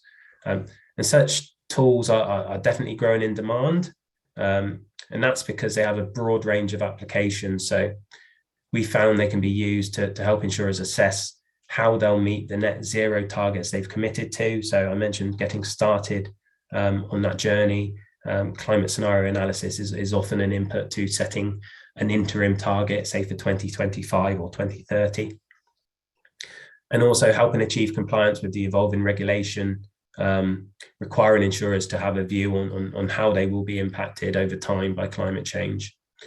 From our experience, there's really quite a range of approaches to climate scenario analysis. So some are very high level approaches which focus on what is the impact of a particular sector from a broad climate transition, but others go much further and look at individual stocks and also consider multiple potential climate transition scenarios. Obviously, if you just look at one, you're placing a lot of weight on that particular scenario and how things will pan out for the next 29 years. So 66% of respondents said they use some form of climate scenario analysis already. In Europe, we think that number's probably already increased significantly from when we did the research a few months back. Insurers also appear to be taking quite different approaches. So many we've seen are looking to develop these tools internally within their own investment teams. But many are also looking to their asset managers, and there's an expectation that asset managers will develop robust and useful capabilities in this area.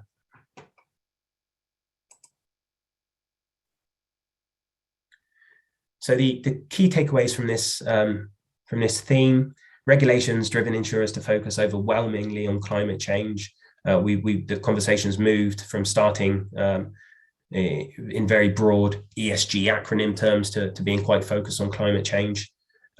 Where insurers are measuring anything ESG, that is essentially climate change, and it's leading insurers to seek to develop or source climate scenario analysis, and we believe that's an area that's going to get much more attention from insurers over the coming months. What is clear is that it's really in this space regulation which is setting priorities. And moving on to the last theme of our research, which is the role of asset managers.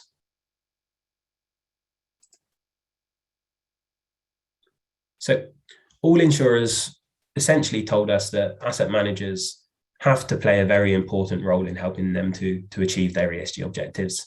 Those who are new to ESG look to asset managers to provide the tools, the education, the latest market thinking to help them quickly get up to speed and progress. They typically also have less of their own internal resources, so look to the asset managers' resources to provide that expertise. Whilst those at the forefront of ESG want to work with the asset managers to evolve tools, techniques to meet their evolving objectives. These insurers are also in a better position to assess the asset managers' credentials.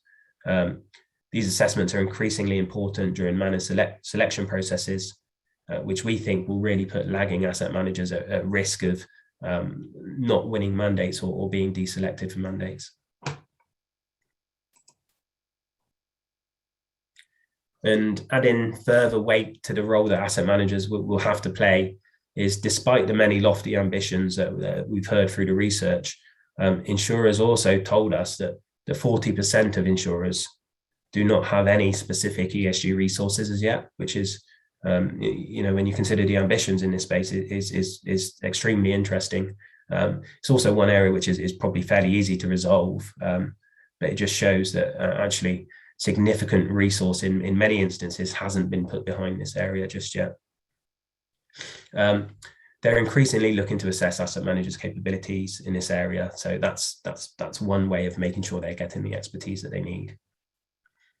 Additionally, insurers recognize the need for ESG to be truly embedded throughout the asset manager. There's no good in having a central ESG team, for instance, if that's not joined up with the front office, people who are making the investment decisions.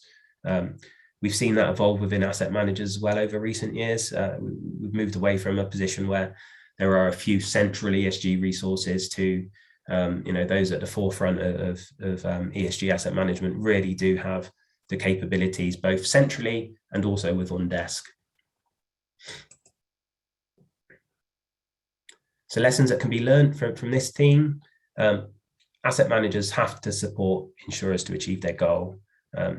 Insurers should expect that from their asset manager, and if they're not getting that support and expertise, they're likely to look elsewhere, because actually many asset managers, I think, are willing to support this area.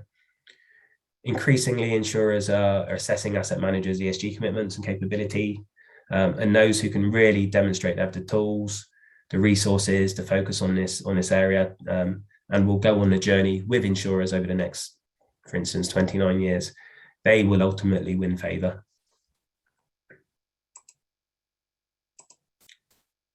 Which brings us on to just a few concluding remarks. There's a highly nuanced picture out there at the moment. What is clear is that there's been a steep acceleration in the number of insurers upping their levels of ESG considerations. This has primarily been driven by risk management, but the regulatory focus is quite clearly on environmental areas. And given the magnitude of the climate challenge, many insurers are even going further to focus on things like net zero. This has led to a standout focus in the E of ESG, and insurers need to enhance their ability to consider the potential impacts of climate on their portfolios. They expect asset managers not only to have relevant capabilities today, but to be able to demonstrate that they will work in partnership with them over time, and they will continue to evolve over time, because I think there's a general acceptance that things will change significantly between now and, for instance, 2050.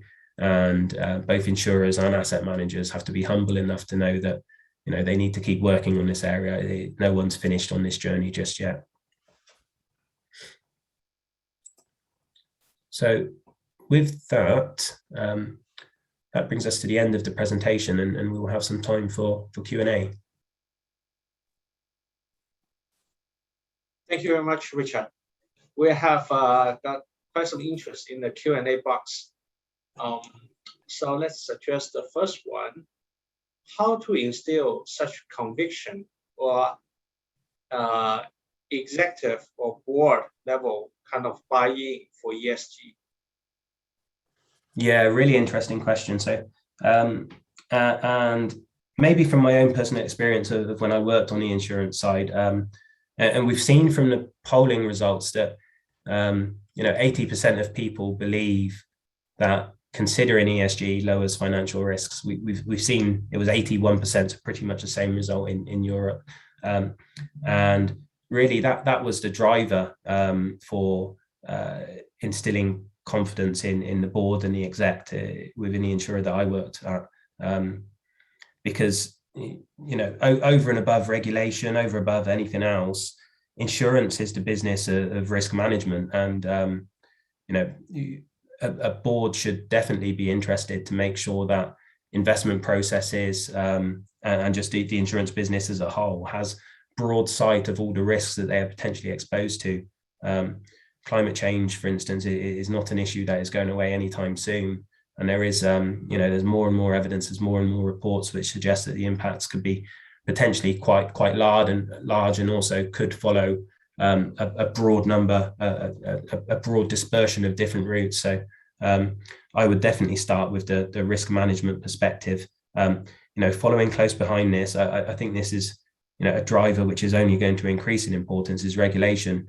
If the board aren't sold on the risk management aspect, you've got the fallback of regulation, which tells them actually you need to consider this.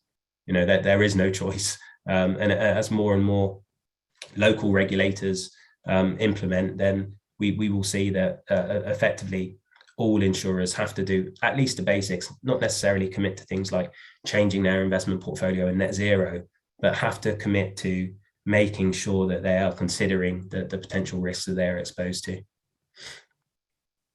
So the last question, given the time, will be, it seems like there's a kind of concern that at this moment, the ESG investment opportunities appear to be in short supply.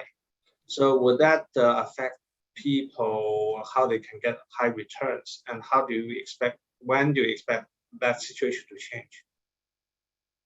Yes, so I think there are two aspects to this. So if we're thinking about impact investments in general, so where you are investing to achieve a particular environmental aim, for instance, we've seen that we would say supply is constrained, but this is also the case in many private market areas as well. And we do think that there's enough of a pipeline to meet that continual demand. We do really believe that actually it's not a case of just thinking, okay, I'm going to allocate 20% of my portfolio here, and you can just do that the day after. There is going to be a period of time, but the investment opportunities are out there, and we believe there's the pipeline of opportunities to meet that demand in the future. I think the second aspect of this is, if you're thinking about considering the impact of climate on your portfolio, that's not just exposing yourself to very specific climate opportunities, but it might be engaging with a lot of the companies that you already own to make sure that they're doing something to manage their carbon footprint, for instance.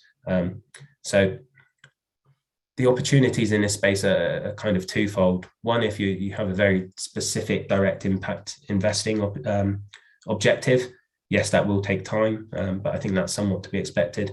But also there's a lot you can do with the rest of your portfolio to consider these kind of aspects. Great, thank you.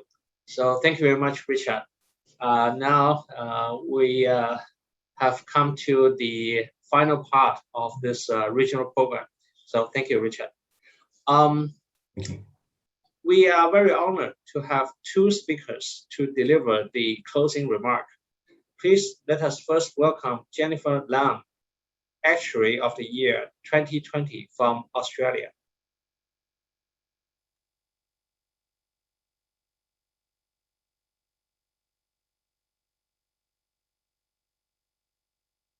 Hi, I'm Jennifer Lang. I'm a non-executive director at Actuary, and I'm the convener of the Australian Actuaries Institute's COVID-19 working group and a frequent writer on all things actuarial at my blog called Actuarial Eye.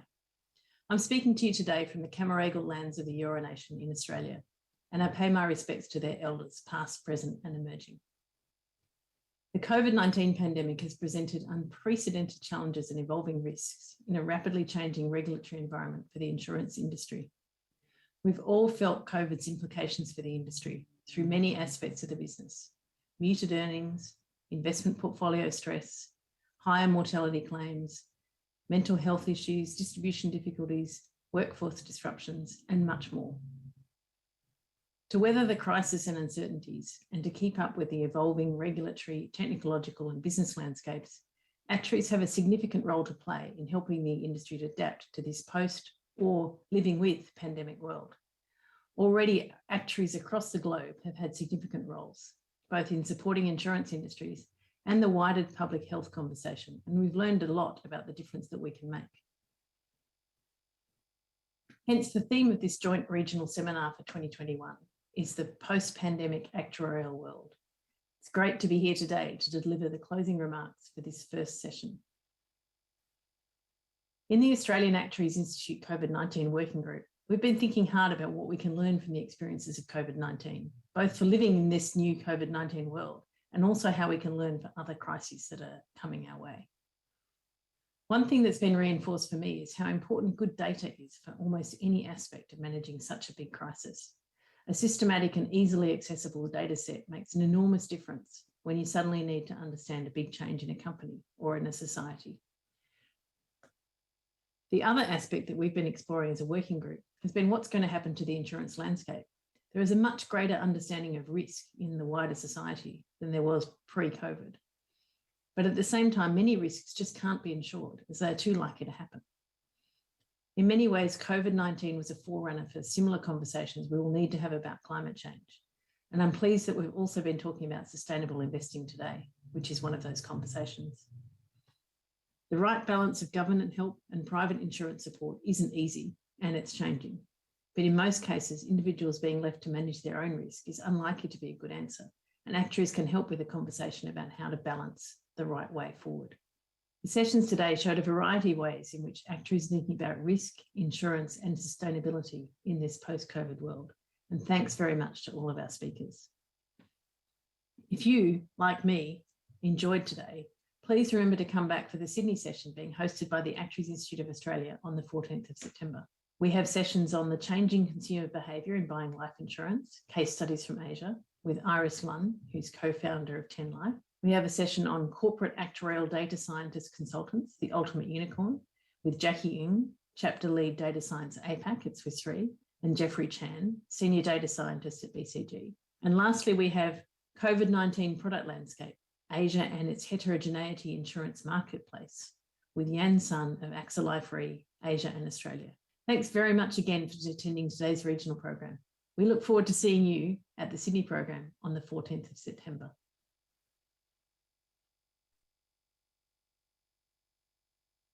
Thank you, Jennifer.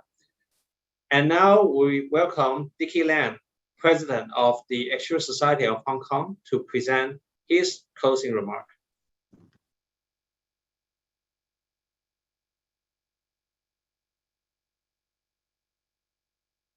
Distinguished speakers, regulators, ladies and gentlemen, I'm Dickie Lam, President of the Actuarial Society of Hong Kong.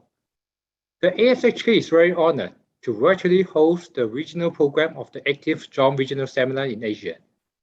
Thank you all for joining us today from different parts of Asia and around the world. We have had a very productive and fruitful day, starting with the Vietnam local program this morning and followed by the regional program this afternoon. We have learned a great deal and are very much in debt to all the speakers of the day. I wish to thank them for the excellent presentations, full of depth and highly relevant. What are the key messages shared by them? Thomas Gee and Rose Moore shared how artificial intelligence will be the next frontier in insurance industry. Each has observed that outside of the insurance industry, AI has been disrupting and skyrocketing. So how can we bring such technology into our industry? The stark reality is that many organizations fail to meet the similar criteria to implement data science. Thankfully, we are able to learn from our speakers the latest AI trend in life insurance, why organizations fail to leverage their data, and best practice to combat this gap from a business, technology, and cultural perspective. Lung cancer is the most common cancer worldwide with men, and the second most common cancer with women, with men having higher incidence rate than women. However, an emerging trend has been observed globally that lung cancer incidence rate for young women is overtaking that of young men, which doesn't seem to relate to smoking.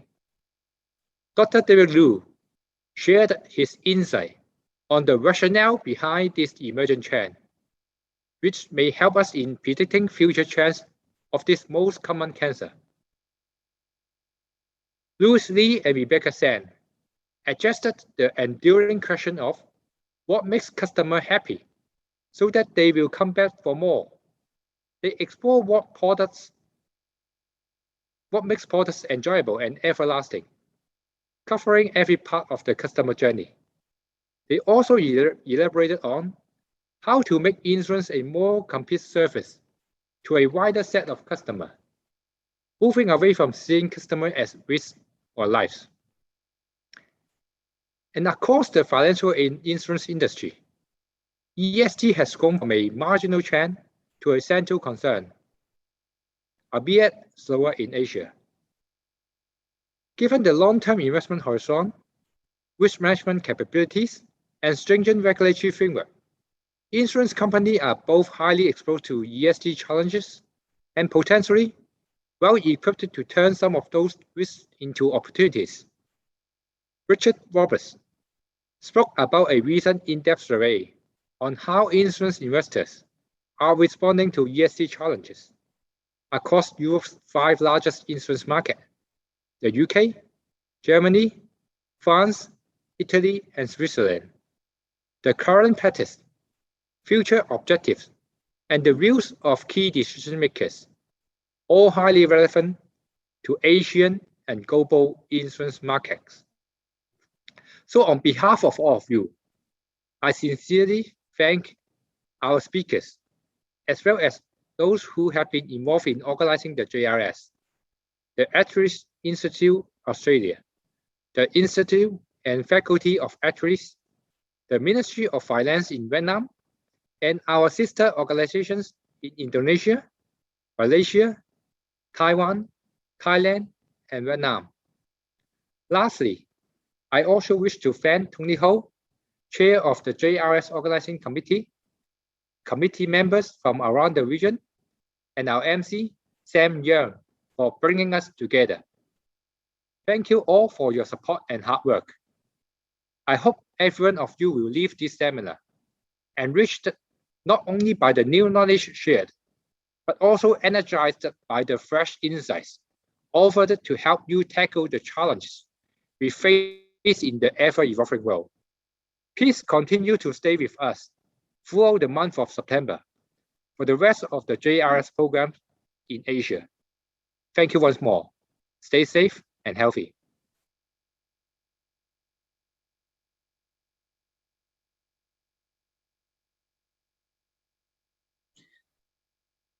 Thank you very much, Dicky. We have now come to the end of the regional program. Please scan the QR code and spend a few minutes to complete the evaluation form. We will very much appreciate your feedback. Thank you all for your participation and enjoy the rest of the JRS local programs. Bye everyone and stay well.